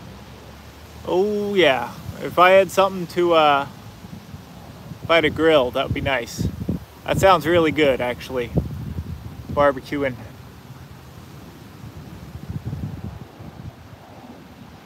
I got the hot dogs already. Eu adoro pescar. No pescado. Is the wind blowing towards you? Sometimes fish get pushed where the wind is. So at the moment it's blowing away from me. And the reason I moved down here was because I was on the opposite side of the lake earlier today, and I was thinking the same thing, but they weren't down there, so that's why I came back here to a deeper spot, and I thought maybe the fish would be in deeper water to get out of the wind. But yeah, I've already tried that. I was on the opposite side of the lake where the wind's pushing, and didn't have any luck down there. It's kind of blowing. Well, now it's blowing like that. But it was blowing all day like that, where the rods are pointing.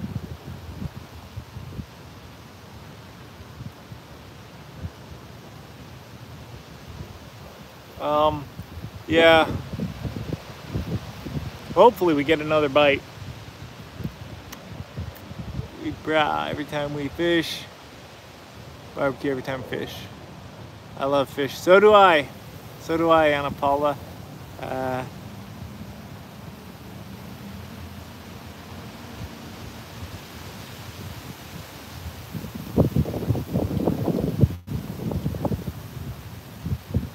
It is always fun. Or when are you gonna end of stream? Well, we're gonna try to catch a fish first. I'm really trying to catch a fish, guys.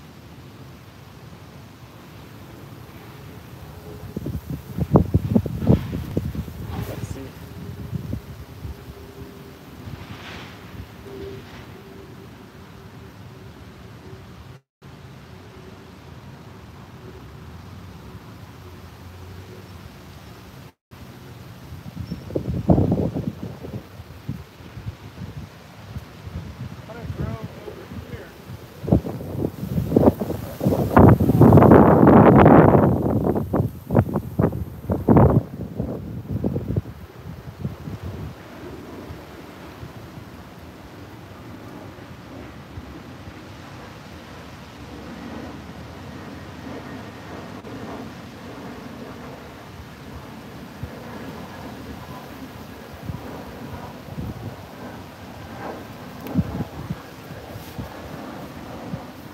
All right, so I just kind of changed the directions. I now threw that way pretty close to that shore there, and with that blue rod. So a slightly different area. I'm gonna laugh if you pull up a bass. I really hope to pull up a bass. That'd be awesome. It'd be great to catch a bass on a night crawler out here at this time of the year. The bass bite, I think the bass are probably one of the fish that slow down the most. The largemouth bass slow down the most, I think, when it gets, a little colder. Like as the year gets colder, the largemouth bass bite slows down a lot. Carp bite, I think, slows down the least. I think carp are pretty cool with the colder temperatures. Got to go, says Fabian. Have a great fishing session. Hope you catch big ones. Take care, brother. Be safe. Hey, you too, Fabian. Have a good one. Thank you for watching. I really enjoyed it. I enjoyed learning the South African fishing tips. Thank you so much. Always fun to talk to everybody on here. Thank you for coming on and watching.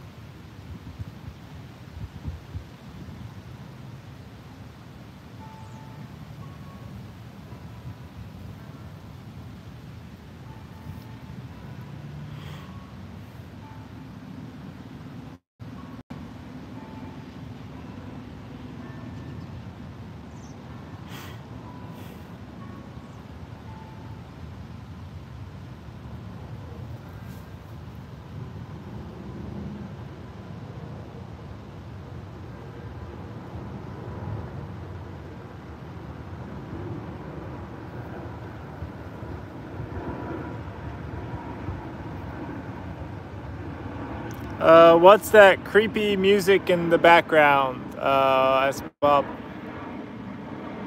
I don't think there's music. There was like some bells going off. I think there's a church down the road or something, because it plays the bells every, I want to say every hour, but it might be even more than that. It might be doing it every 15 minutes. We were also really close to the airport, O'Hare International Airport, so, or not really close, but we're really, the planes fly overhead a lot, so you get a lot of those. In Indonesia, it is currently 12 midnight. Oh man, awesome. Well, thank you for watching from Indonesia. Sup, buddy, you catch anything? Not yet, not yet. We're still fishing. We're still fishing. We're trying. It's been a slow day today. So yeah, not yet season 1, episode 3, but we will. I think we will.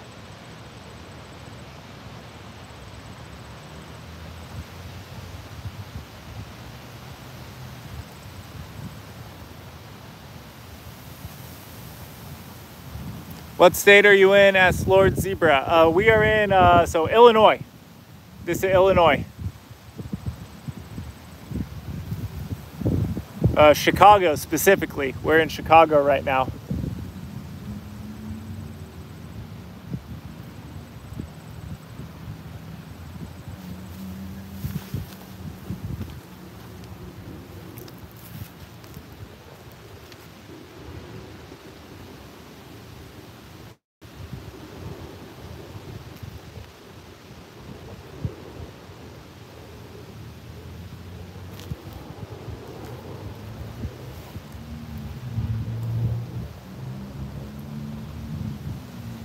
Religious stuff like that gives me the heebie-jeebies. Maybe I was watching too many movies. Yeah, maybe. Yeah, no. Yeah, that bells can be kind of strange sounding sometimes. Never been through. Heard it's nice. Yeah, it's not that bad. It's not quite as bad as what some people think of Chicago. It's got some good stuff in it too. You can also go, I've done fishing downtown before, so I'll go and do fishing downtown, like right where all the buildings are, right by the like Trump Tower and everything, on the Chicago River. The one, they actually dye it green every year for St. Patty's Day. But I'll go fishing down there. I prefer to not go fishing downtown though, just because you get so many people asking like, what are you doing? You catch, I mean, it's just kind of annoying to always have to talk to everybody. That is, walking by as well. But it is fun. I mean, everybody claps usually when you catch a fish. I've actually never had anybody, I've always, been thinking like, oh, one of these times when I'm fishing downtown, somebody's gonna get mad that I'm fishing, but nobody's ever got mad that I fish downtown, so. Which you're totally allowed to go fishing there, but since it's a big city, you figured somebody, like PETA or somebody would try to say that you're like, why are you fishing? But I've never had that happen. Everybody likes it or thinks it's cool that I'm fishing. A lot of people are like, there's fish in the river. It's like, well, yeah, there's fish in the Chicago River. It's a river, so yeah.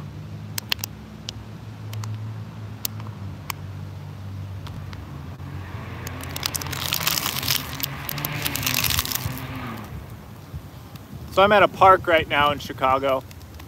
That's why it's kind of a little more natural. Got a lot of nature and stuff here.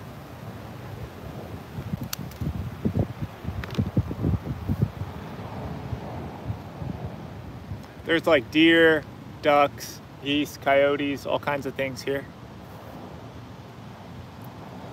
I saw a coyote this morning. I got off the bus and there was this coyote waiting like right next to where I was.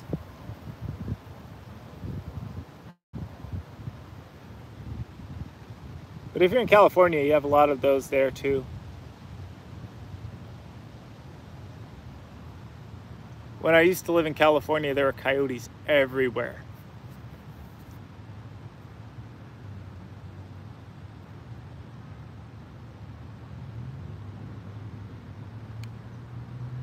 Like the barracks that I was living in, it was kind of like a Motel 6 design with the doors facing. Used to see coyotes all the time in California. Yep, same here. Saw them everywhere at Camp Pendleton. It is full of coyotes. I lived in a Pulgas area of Camp Pendleton, which is that kind of in the middle of it there, area 43, I think. And yeah, it was kind of like the Motel 6 style barracks. So they had the doors on the outside and everything, and people would put their trash out, their pizza boxes, whatever, outside, and the coyotes would actually come up on the barracks, and we're in like the, they'd walk up the stairs and go after like the trash, the pizza, all that stuff. Or bike. What's my MOS? 2111 Armorer. That's why I was in Polgus.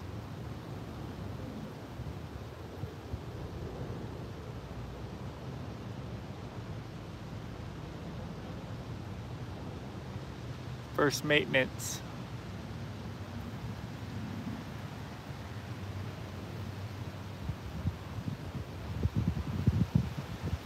Oh, your comms, okay.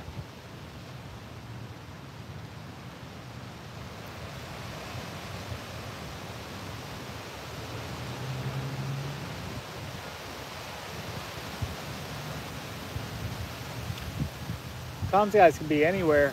I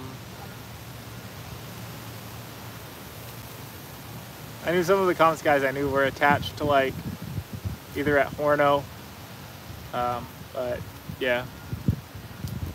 Nice though, that's cool. We usually fish using earthworm bait. That's what I'm fishing with, Penguarian Abadi. That's what I'm fishing with. Can be anywhere and everywhere, yep, yep.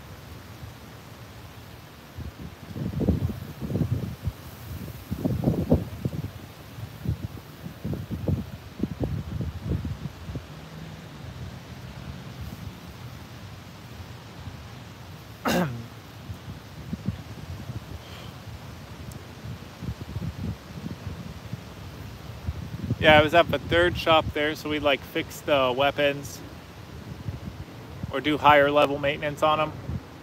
And then in Quantico, we would like issue the weapons. That was the second shop. Cod Pro, do you want to go deep sea fishing? I would love to go deep sea fishing, Cod Pro. I've never been deep sea fishing, but that is something I really want to do. But I never got the chance to do it yet. I would love to go out and catch like swordfish, halibut, sailfish, I mean anything. Been deep lake fishing and deep sea fishing. I've been deep lake fishing before, Bob. That was like 2 years ago, right when I was getting back into fishing. I actually went out on a salmon charter on Lake Michigan, and it was from we went out of Waukegan, Wisconsin. No, not Waukegan, Wisconsin. Yeah, Kenosha, Wisconsin, not Waukegan. Similar but different. Kenosha, Wisconsin, and we went out on a big like boat. They threw like the charters.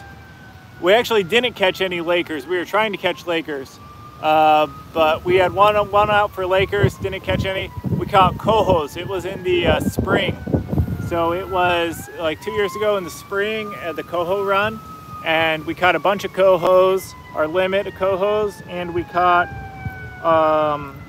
a steelhead, big steelhead, huge. I mean, they got some really big steelhead in there. I think it was like 25-pound steelhead. And then, yeah, the cohos, a lot of cohos, our limit.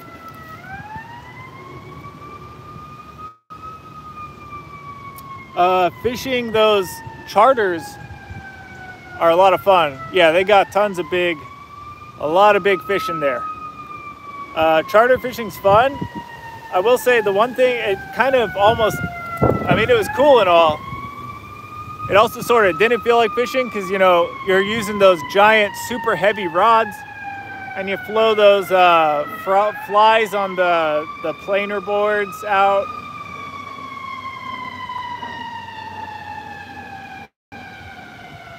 Another annoying siren. I think there's a fire station pretty close. But yeah, they throw those big trolling flies out, you know, on those planer boards, and yeah, trolling. And you just troll through the lake, and then you'll eventually hook into something. It's fun. We caught our fish. We caught our limit super fast, but it's also kind of, I don't know. It doesn't quite feel as real efficient as, you know, throwing out your different baits, but it's definitely probably the only way. If you really want to catch fish in Lake Michigan, going out on a big like charter boat like that, trolling for your fish, is probably the best way to do it. But yeah, we also threw for lake trout and didn't catch anything on the lake trout, or for lake trout, but we tried. Yeah, so it's like the love-hate. Yeah, the wee-woos, they're close. But yeah, but I love charter fishing for the reason of you catch fish. You know, the guide puts you on the fish, and trolling like that, you can catch your limit really easy. But it's also kind of like, yeah, it's fun, but I wouldn't want to do it every day, because it's also, you know, you hook into the fish super fast and then fight them on those really heavy reels. I mean, it's not a huge fight usually, but it's fun. What are you going fishing for? Says Alexis, good friend. I am fishing for whatever bites. I was fishing for carp earlier. Now we're fishing for, I guess, carp or catfish and like bluegill or crappie. We'll see. I'm gonna move my bait though.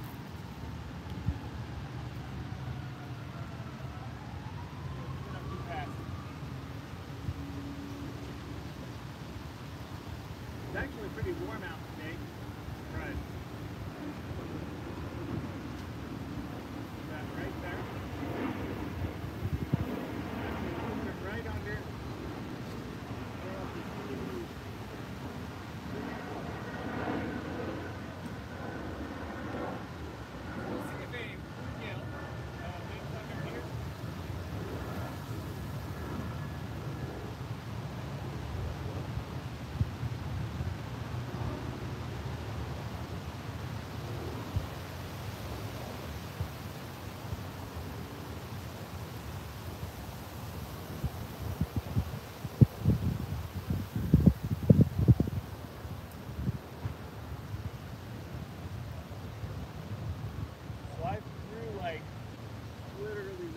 All that cover.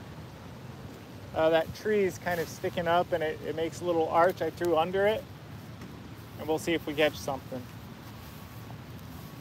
I'll leave that there for a little bit and then move it again. You have a chance to catch pretty much anything at that pond. Yeah, they have pretty much everything here. Bass, bluegill, catfish, carp, all that stuff.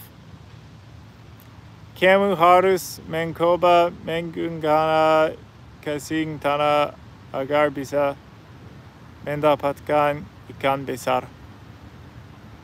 Thank you.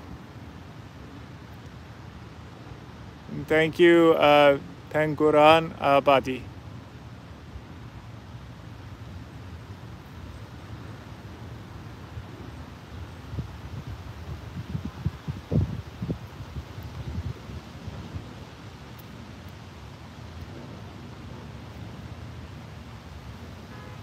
Hey, thank you, Latika Khatun. Thank you.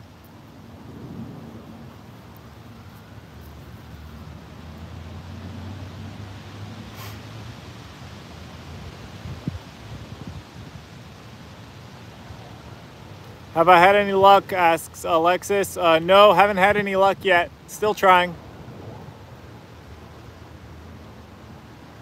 Unfortunately, no luck yet. Yep, 25-pound carp. Yeah, huge.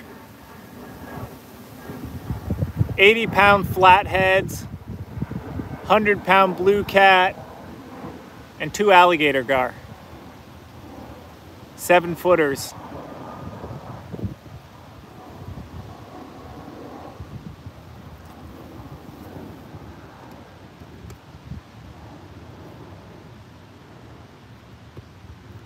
I'm almost thinking of switching to a bobber on that blue line. And maybe kind of suspending the bait up. I don't have a slip bobber with me, but I do have just a normal, old school bobber. Maybe something like that would put the bait up there, and maybe a bluegill or something will bite into it. Marlin I caught was like 9 foot actually. Awesome, awesome.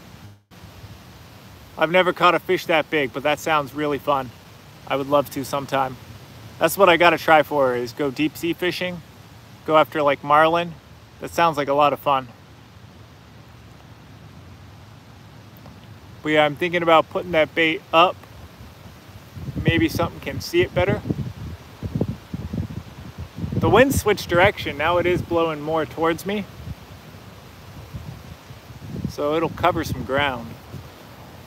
Let's try that though.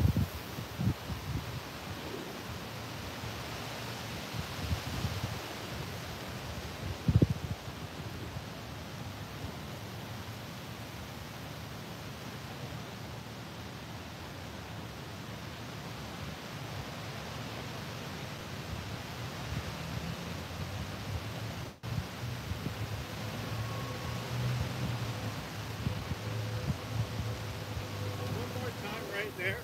It gets really deep right there, so I want to see if like a deep hole right there that I want to see about. Then I'll switch to a bobber.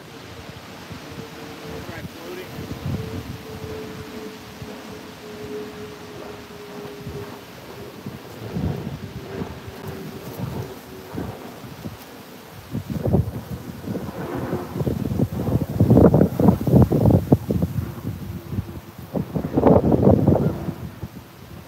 2-hour fight, give or take. Wow.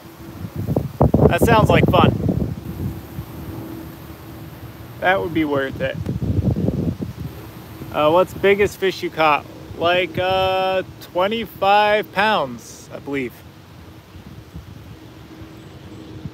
The steelhead out of Lake Michigan.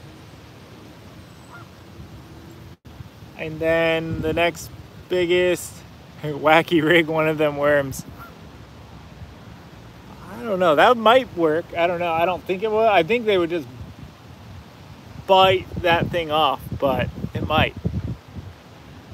It might. Like wacky rigging a night crawler. I've never actually heard of anybody wacky rigging a night crawler, but that's interesting. Maybe it will work.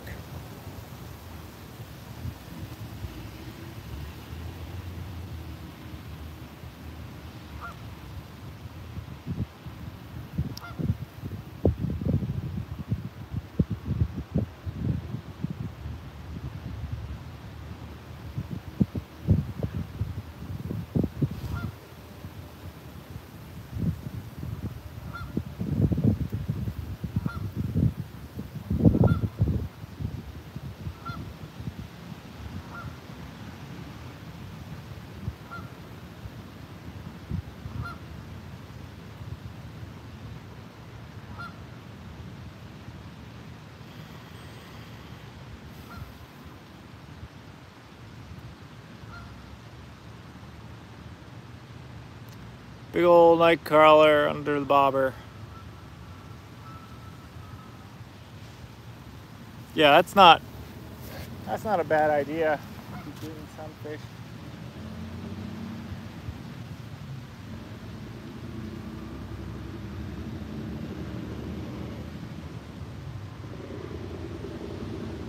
We're gonna try the bobber. We're going to go with the bobber. It'll float around. A lot of different fish are going to see it if they're in the area. I mean, they're definitely in the area, right? There's definitely fish here, but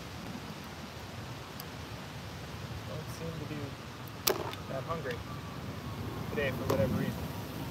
So we'll go with the bobber. Good shot.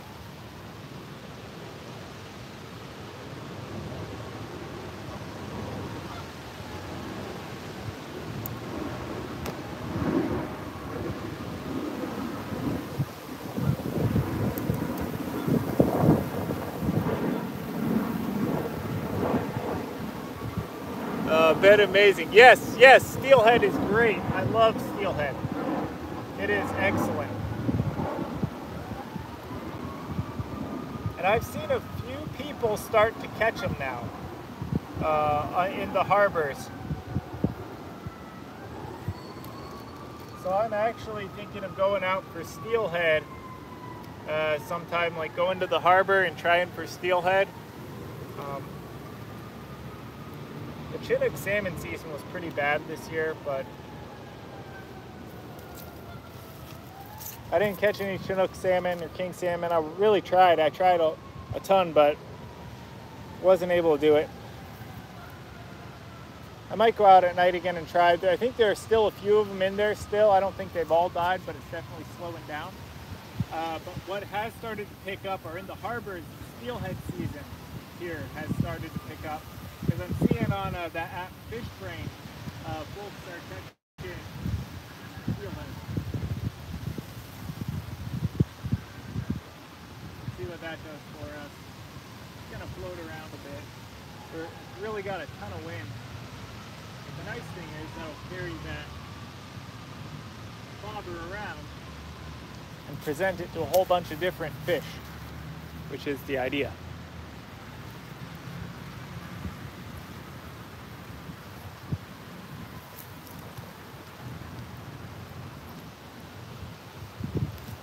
Marabou jigs, spoons, etc. Yeah, that is, I've heard that. I've tried using that, like marabou jigs on slip bobbers. So like a marabou jig and a slip bobber. Usually we'll tip those with like waxworm, a bobber with egg sacs. I've heard that works too. Yeah, I've got to give that a shot.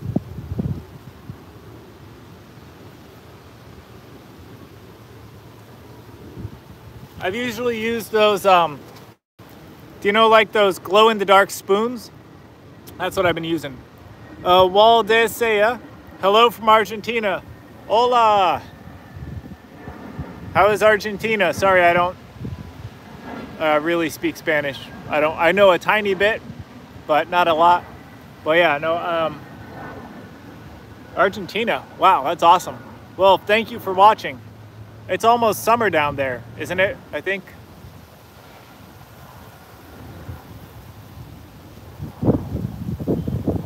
Or it could be getting warmer, because you guys got different seasons from ours, which is always wild.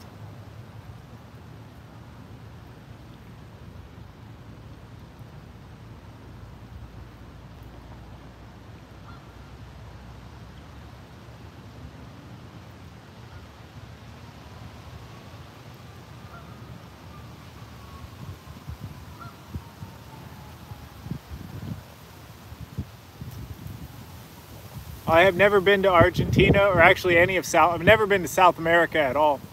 I do want to go sometime. Argentina is one of those countries in South America that I actually do want to go and see. It looks really cool.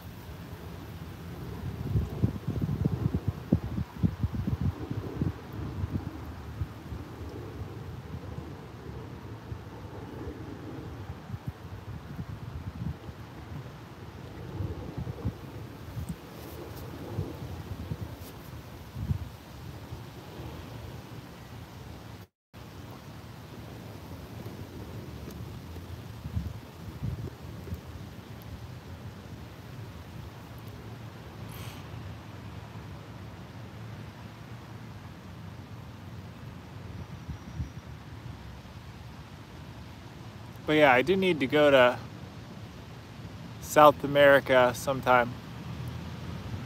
I've wanted to go to a way different part of South America, but Brazil, and go try fishing on the Amazon River. Like, that always seems like a cool place to go fishing.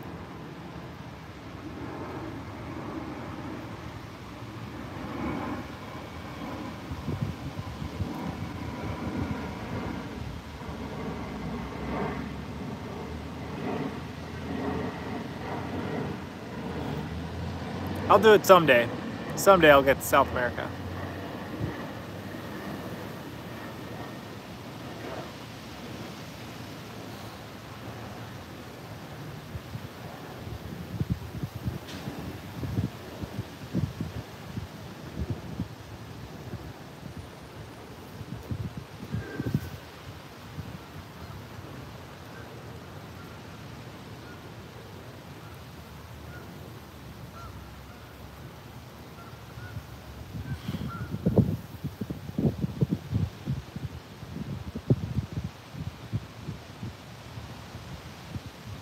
But yeah, bobber with egg sacs, that's definitely what I hear is good for steelhead. I think that's what, I have that app, FishBrain. and I'll use that to find like fishing spots. You know, people will post their catches and stuff, and that's what I saw. Somebody had caught from one of the harbors around here, a steelhead, and yeah, they said it was with the salmon egg sacs. I think it was salmon egg sacs, yeah. I have some of those, like the salmon egg sacs that are kind of like come in a jar. They're not like the fresh ones. I need to try the fresh ones. Everybody says the fresh ones are the best. But yeah, Castmaster, inline spinners too. Okay, yeah. Usually what I use for what I've been trying for those salmon have been like the glow-in-the-dark spoons, and then I have some glow-in-the-dark like Rapala, some glow-in-the-dark crankbaits. Everybody says the glow-in-the-dark lures are really good at night. What's your smallest fish? Asked Cod Pro. I don't even know, man. I've caught a lot of small fish too. I've caught small fish, big fish. You catch a lot of creek chub. Those are usually pretty small. So yeah. Rumpelstiltskin. Hi, I'm back. How's it going, Rumpelstiltskin? Good to see you back on here. Rumpel was on our morning stream before this one when we were fishing on the other side of the lake. So Rumpel, we moved over to the other side of the lake, and yeah, well, luck's been about the same. Haven't got anything yet, but we're still trying. We're still trying. Bob says silver and chartreuse are your best friend. Okay. I will have to give that a shot then. With the silver and the chartreuse colors there for steelhead. You know, I figure with any of those sort of fishing in the big lake is hard because you got to cast so much. You know, it's a lot of casting, and it's a big lake, so there's a lot of space for the fish to be. You know, so you can only catch. Well, did you see that jump? There was a fish that jumped next to the bobber. I don't know. I might see what I got for bass lures. When did we get into fishing? So I got into fishing like about 2 years ago, 3 years ago maybe. I guess probably 3 years ago was when I got into fishing. I did go fishing as a kid, but I mean, I wasn't super into fishing. I also didn't live next to water, that sort of thing. But yeah, I got into fishing like 3 years ago, I would say, and really enjoy it. And I started getting into it. And that was when I also started my YouTube channel around the same time. I was like, you know what, I want to try fishing, making videos and stuff, because it's fun to share videos. I have fun watching fishing on YouTube, and I was like, hey, I can record myself too. Like, why not? It's fun to record fishing.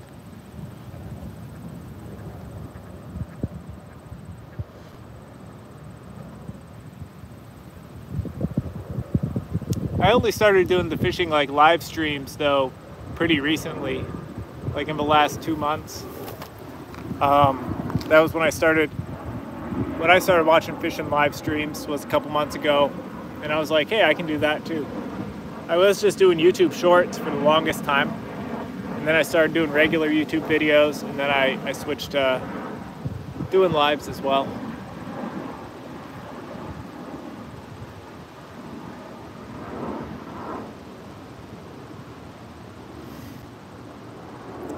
Says I only have a few shorts on my channel and some fish I've caught. Nice, yeah. Yeah, I used to do only shorts. Now I do like live stream shorts and some regular videos as well. But yeah, it's I don't know, I have fun with it, but I will check out your channel and see because I'm curious now. Since you're kind of from our same area, you know, on the Michigan side. And sounds like you're fishing in Japan and some of the other places you've been. Sounds pretty exciting. Pretty cool.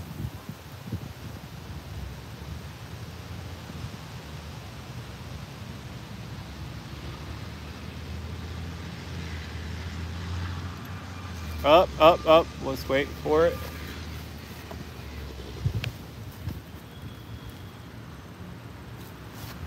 There's a bite.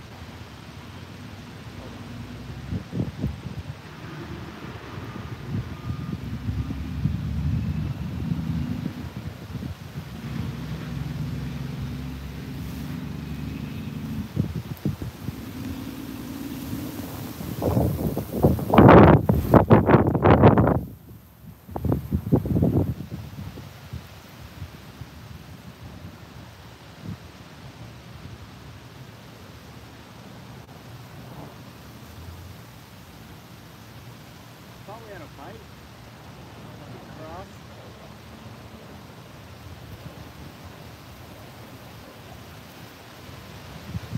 I want to get this out of the way so in case that was a bite, that fish takes off with it.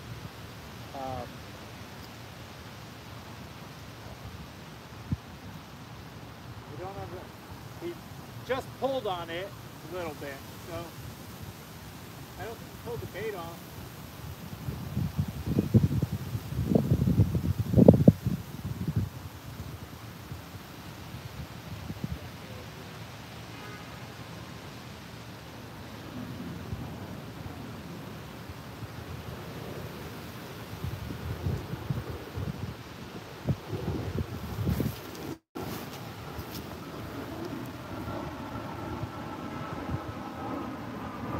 Yep, that was a bite. I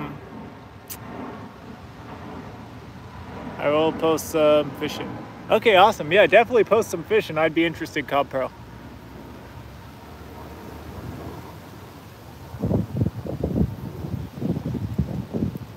So that was a good bite, but he didn't take it and, you know, run off with it or anything. So I tightened up the line. I'm gonna wait a little bit more before reeling it in to look at it. I just want to make sure that I don't pull it, you know, away from him too fast. I want to give him a chance to hit it again. And with those hair rigs, they usually, if it's a fish of decent size, what I've found fishing with like the hair rigs are they usually hook themselves like pretty easily, right in the corner of the mouth most of the time. Even on like catfish, you know, bullhead, that sort of thing will even hook themselves pretty easily with those hair rigs, which is one reason why I really like using them.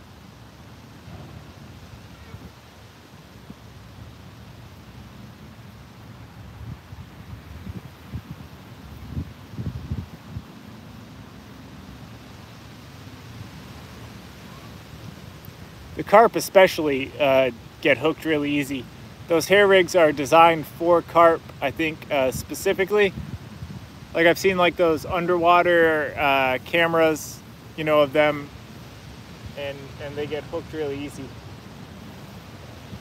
Because they suck it in and then spit it back out and then get hooked as the hook, you know, as they spit the hook out. Hooks them on the outgoing.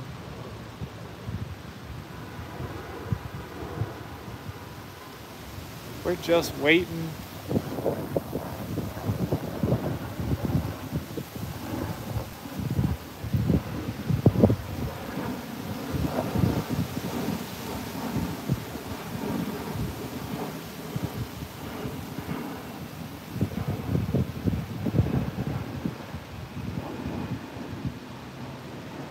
My channel just says English playlist 250 and Indian playlist 150. I wanted to share too. Okay, Rumpelstiltskin, I will have to check out your channel as well.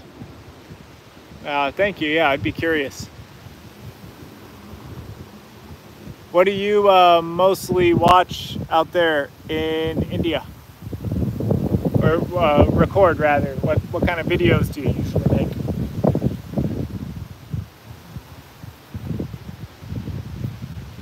And yeah, fishing, like the English content, I think, seems to get a lot of views.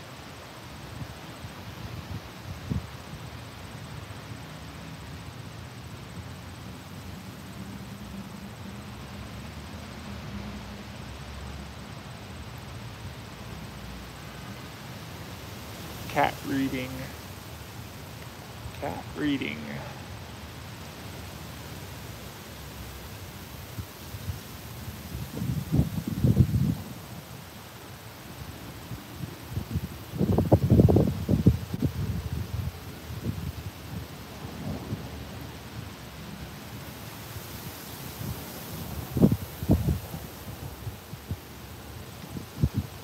Any minute now.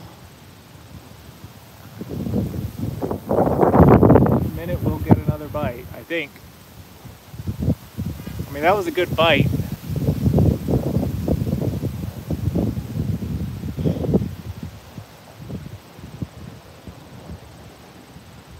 Waiting for the water cat. Yep. Here, kitty, kitty.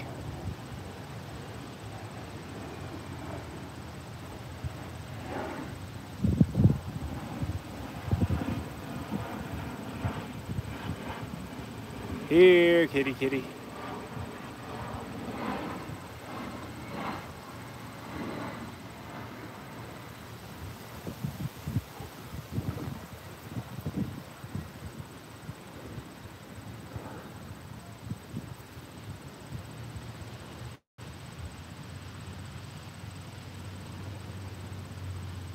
You might see inappropriate stuff because someone said I should because it was viral.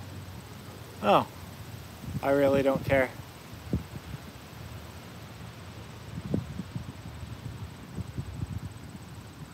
I'm sure it's fine.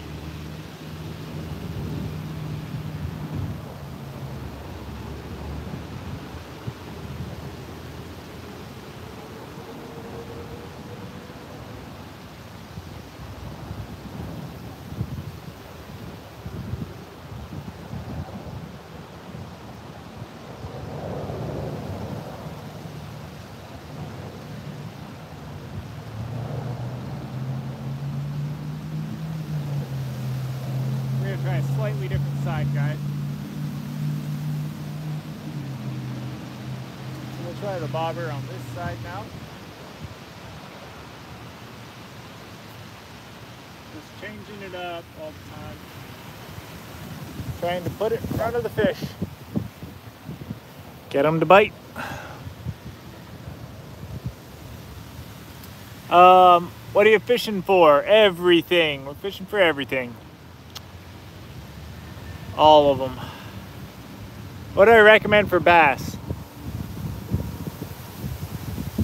I think using what are called Senko worms. Like there's those soft plastics. They look like a tube. You can get a pack of them. Yeah, plastic swims, flukes, curly tail stuff, in my opinion, for bass. Yeah. I've also had luck with just like Texas rigs. I like fishing Texas rigs because you can fish them weedless. Although I don't, bury the hook too deep into it. I actually poke through the other side and make sure I've torn enough of that soft plastic so the hook comes out easy and you can set it quickly. But yeah, what's called a Texas rig. You can look it up online. They show a bunch of ways on how to fish them. That is probably my favorite go-to for bass, are like Texas rigs. And I like the Texas rig just because they're super weedless.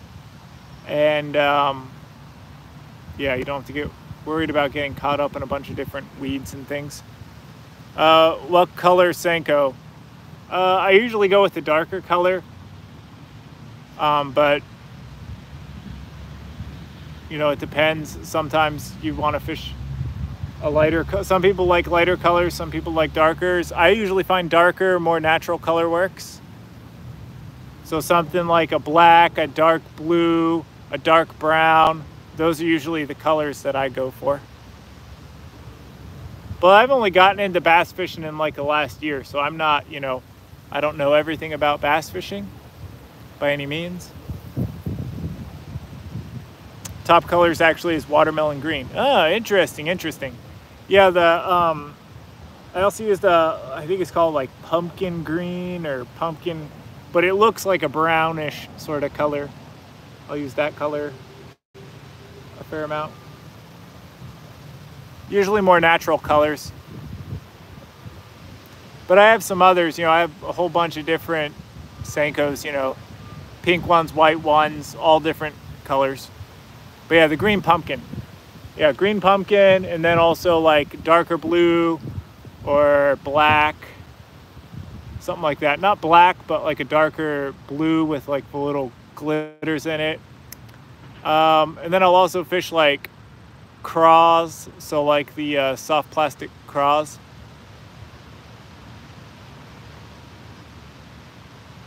I usually have darker colors of those too. White and chartreuse works out for me too. Interesting, interesting. I've never tried white or chartreuse in a Senko before. I've tried it with curly tails. Curly tails, I've got that to work quite a bit.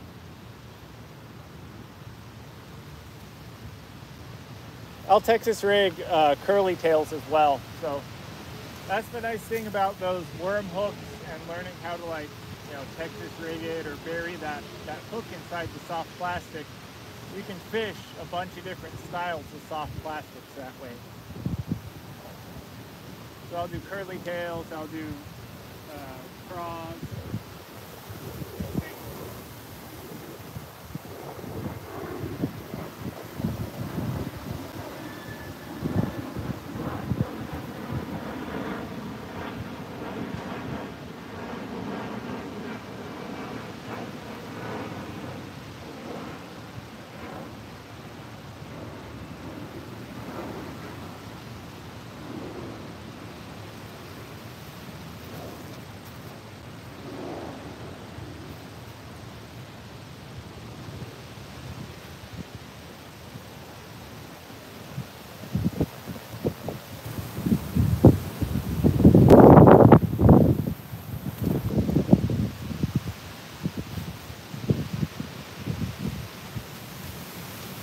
Yeah, we really don't want to get tangled, but light chartreuse. I will get one dark, one light, because I'm fishing in murky waters. Yeah, definitely. Cheap lure you can find at most places I really like is called the Mimic Minnow. Huh, okay. I will have to look into that as well. I've never tried that, but yeah.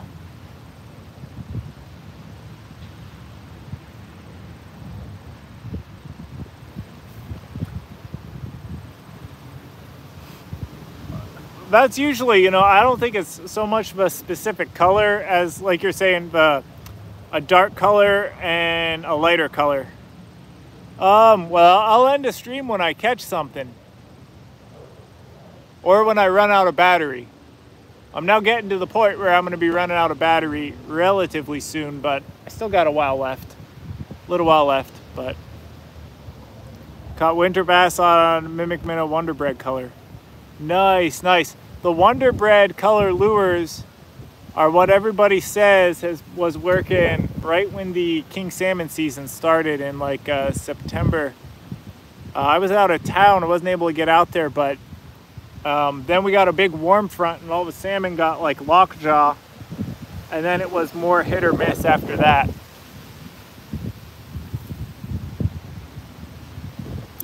But yeah, that Wonder Bread color works pretty well from what I understand, or can.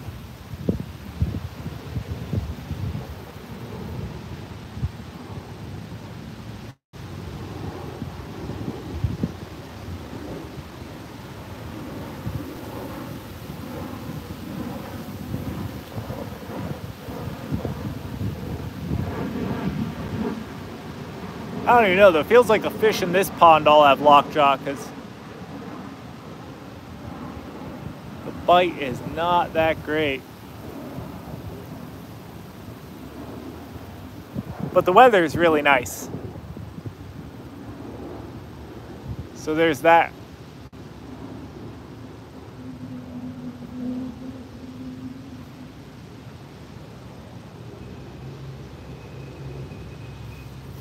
Yeah, I'm gonna have to look into that Mimic Minnow though.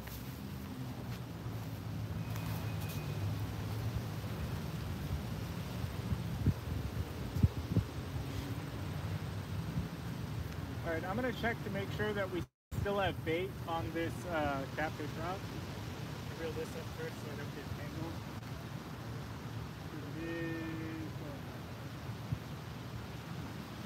I'll send it back out.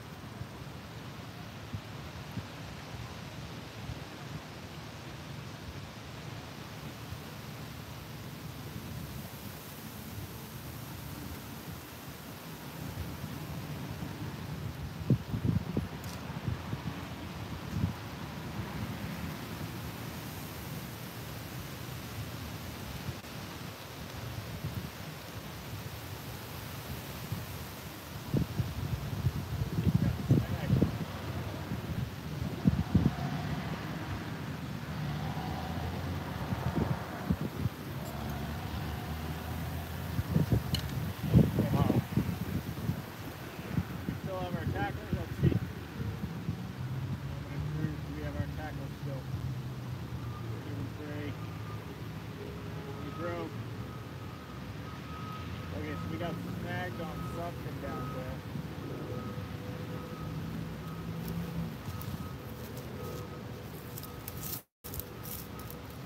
Hit a snag. What's your second favorite sport? I don't know. I do a little like I do other outdoor stuff too. Like I got some like hunting, some hiking, some shooting sports, that sort of stuff as well.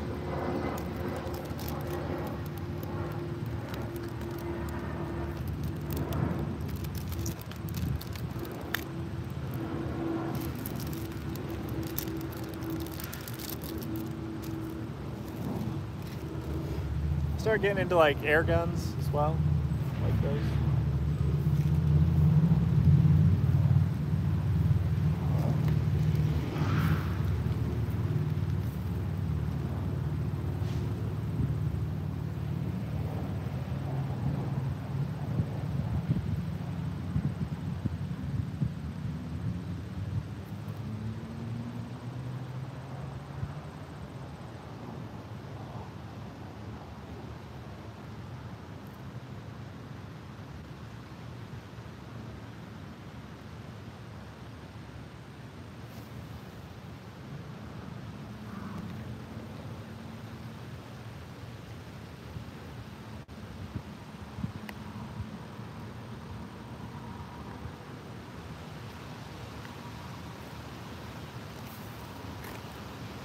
All right, we're gonna send this back out, but we're gonna use hot dog.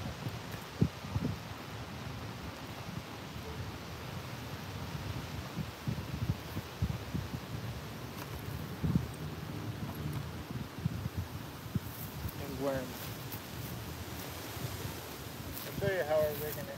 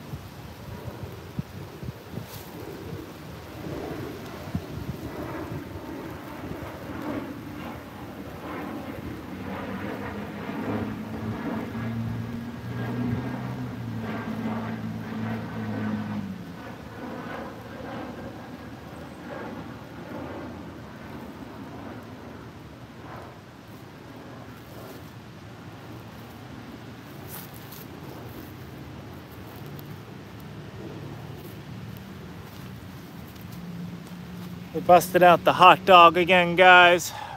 Even got a spin version with low vibration shine. Nice, yeah, I will look into that and give it a shot.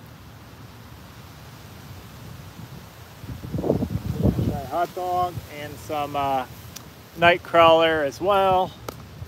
That hot dog will have a lot of smell to it, I think.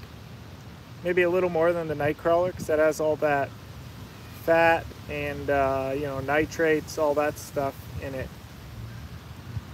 Hopefully that'll bring a fish in maybe a little faster, you know, a little more smell to it than Nightcrawler.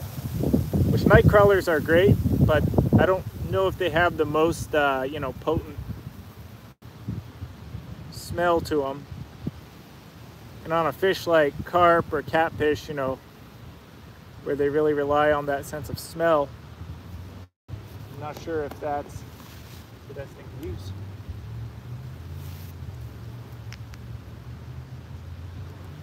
So we're going back to the Nightcrawler and the hot dog, using them in combination. Still on a hair rig though, just because I really like that hair rig and the way it presents. And I have a lot of them. But I do like it because you don't have that giant hook that you're trying to disguise.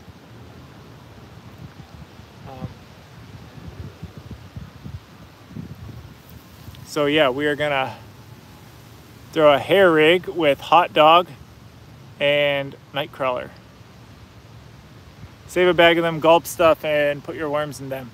That actually seems like a pretty decent idea. Might have to give that a shot. Yeah, I will next time I have an empty bag of that gulp bait. I'll give that a shot. What is your favorite reel to use? My favorite, I don't have any super expensive gear, but probably my favorite reel right now is the reel I have on my salmon rod. That's like just a Penn something or other reel. I don't remember the model, like a Penn 4000 or something. It cast really nice.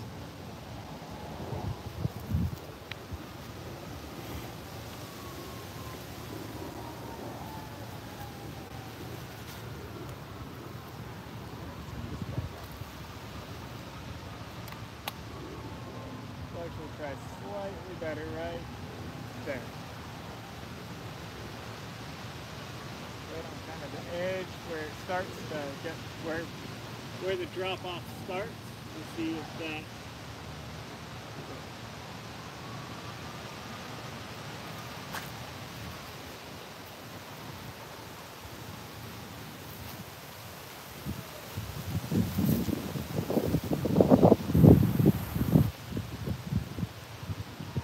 better than me. I spent too much on some of my stuff.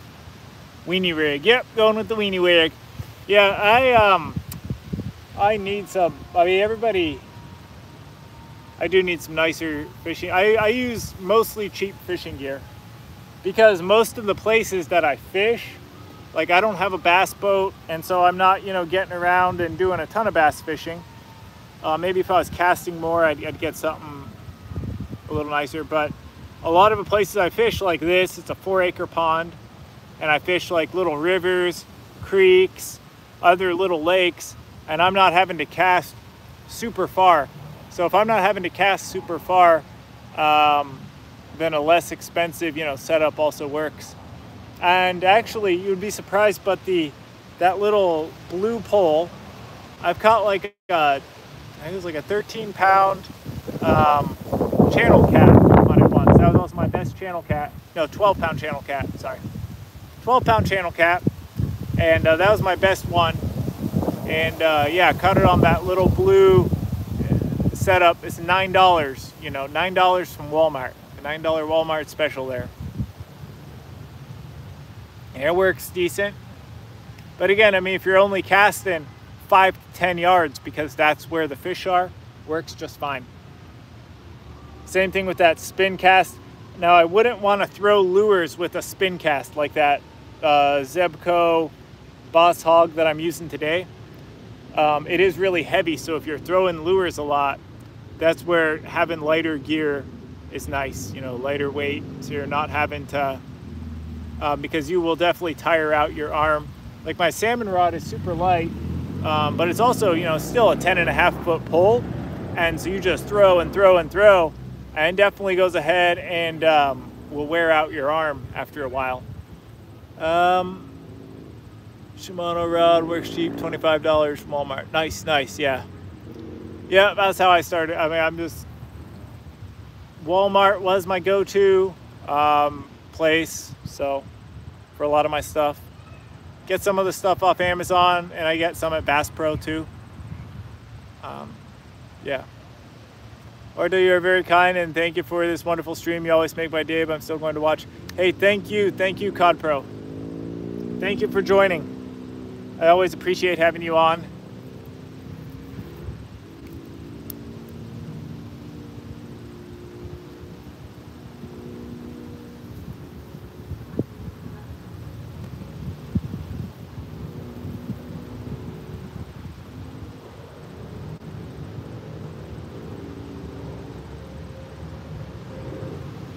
You only buy a sensitive rod, but spending too much.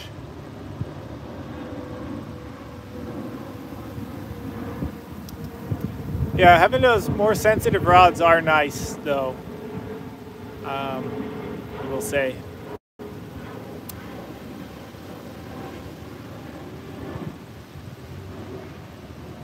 Like graphite rods, as opposed to fiberglass and all that. Those definitely do make it more sensitive. You're more easily able to feel the strikes, I guess, would be the advantage there.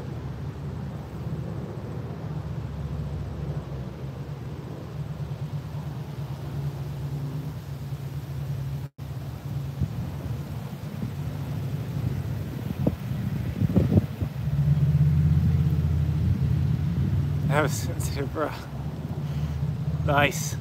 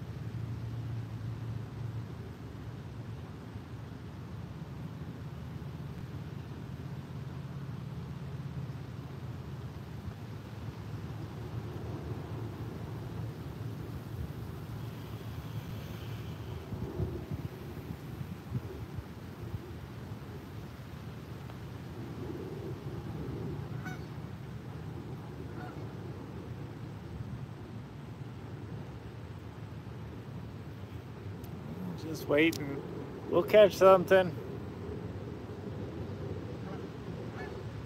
any minute now.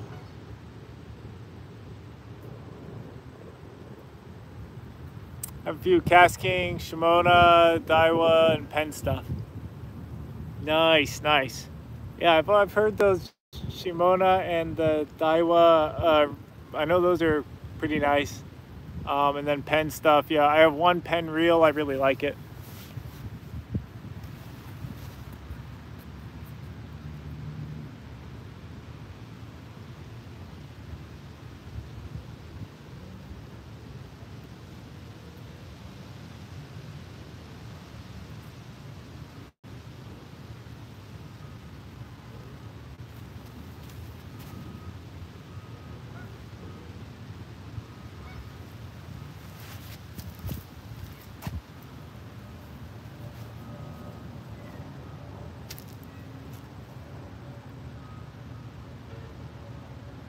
Duck, get off my line.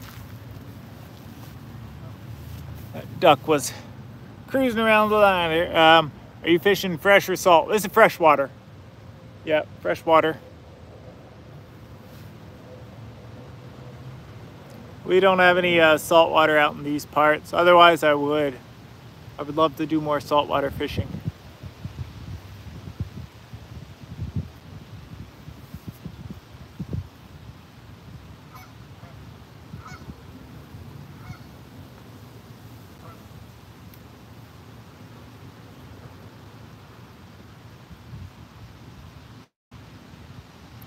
But yeah, out here in Illinois, we don't have any salt water, unfortunately.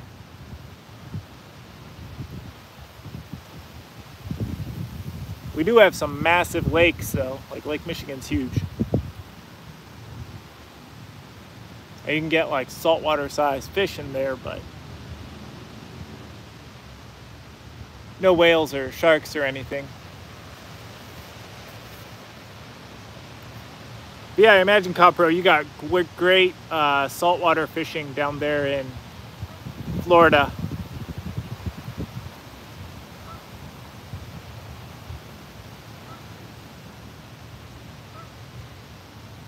Hey, have a good one, Bob. Thank you. Thank you for watching. Yeah, I'm hoping not. Not sure how much longer we'll keep streaming. We are running this out of battery. We're running the old phone out of battery. So, but we're gonna keep streaming a little longer. Hopefully get something. I don't want to get skunked today. We want to at least catch like a little panfish or something. I want to catch something, guys.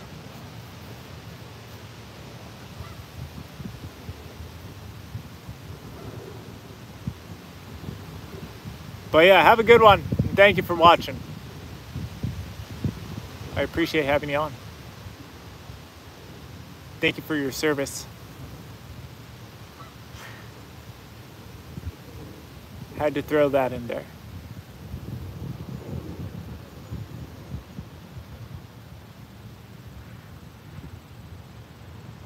Do I want to catch creek chub?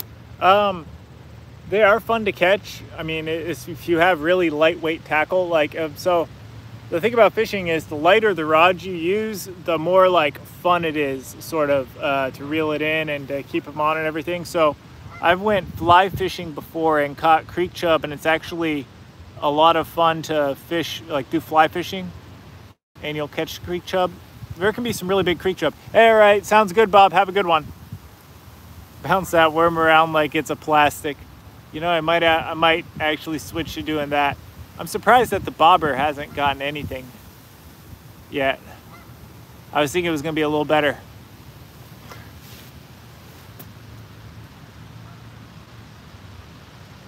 I'm actually thinking of taking the bobber off.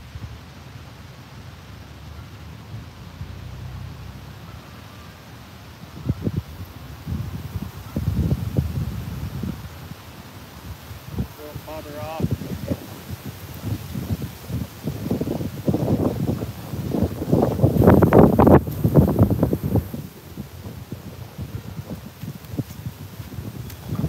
Because with the bobber, it hasn't been that great, guys.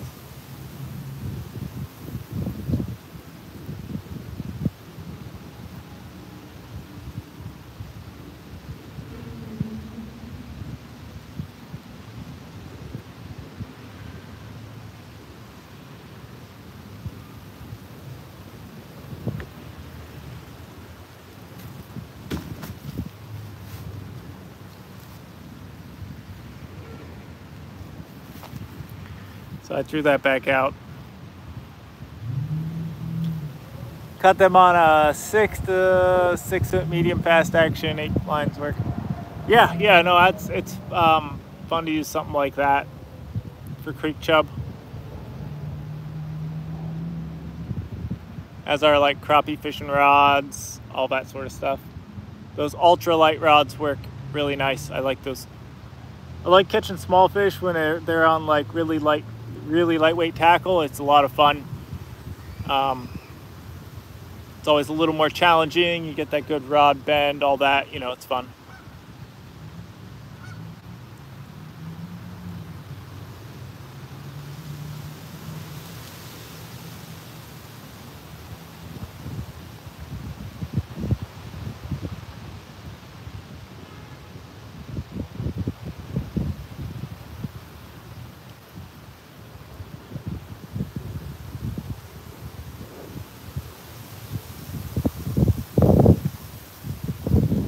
I like to catch snook. So I've never actually caught snook before. But I wish I lived in a place where I could go fishing. Like, you know, that's a saltwater fish. We don't have snook in Chicago. No snook there. But it would be fun to catch snook.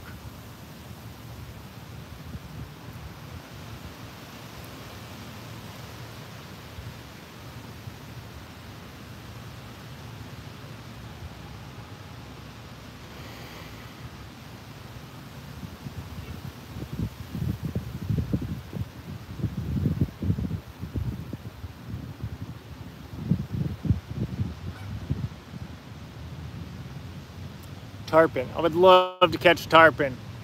But yeah, no tarpon here. Would be fun to do though.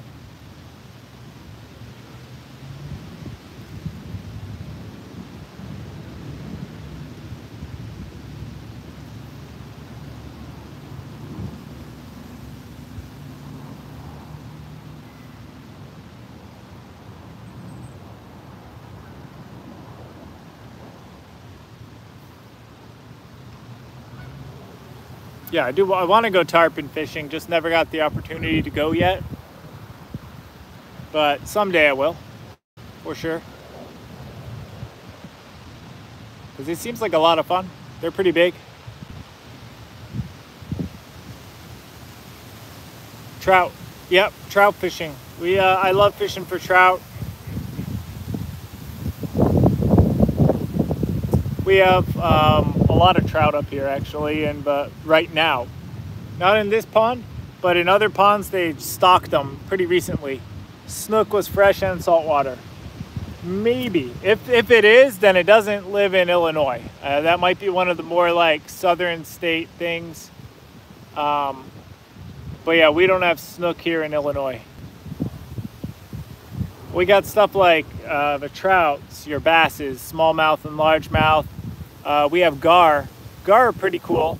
They're hard to catch because they have really bony mouths, but those are a really wild fish to catch for sure.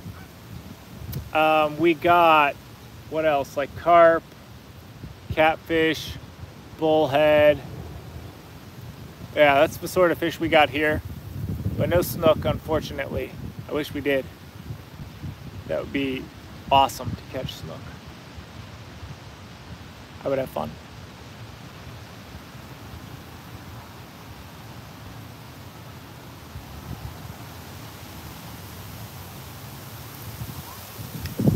What's your PB? PB trout, or PB would be the 25 pounds, and it was a steelhead, which is basically a rainbow trout, a big rainbow trout. Rainbow trout that live in Lake Michigan. They call them steelhead here. So, yeah.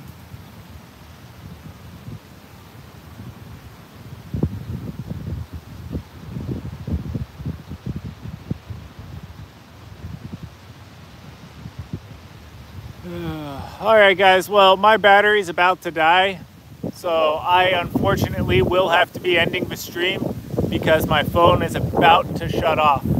So it was great having all of you on. Thank you for joining, and sorry I have to end it, but we've been streaming for like 3 hours here, and yeah, we're about dead on my phone, and I don't want to have my phone die while I'm out here, just in case I need to use it for something. So thank you everybody for watching. Thank you, Zachariah. Thank you. And yeah, thank you everybody for watching the live stream. It was great. It was a ton of fun. Thank you, COD Pro. Thank you, Eric. Thank you everybody who was in the chat. It's awesome. I have a lot of fun doing these streams, and yeah, we will see if we catch some. So you guys have a great day. You too, COD Pro. Have a good one. Thank you.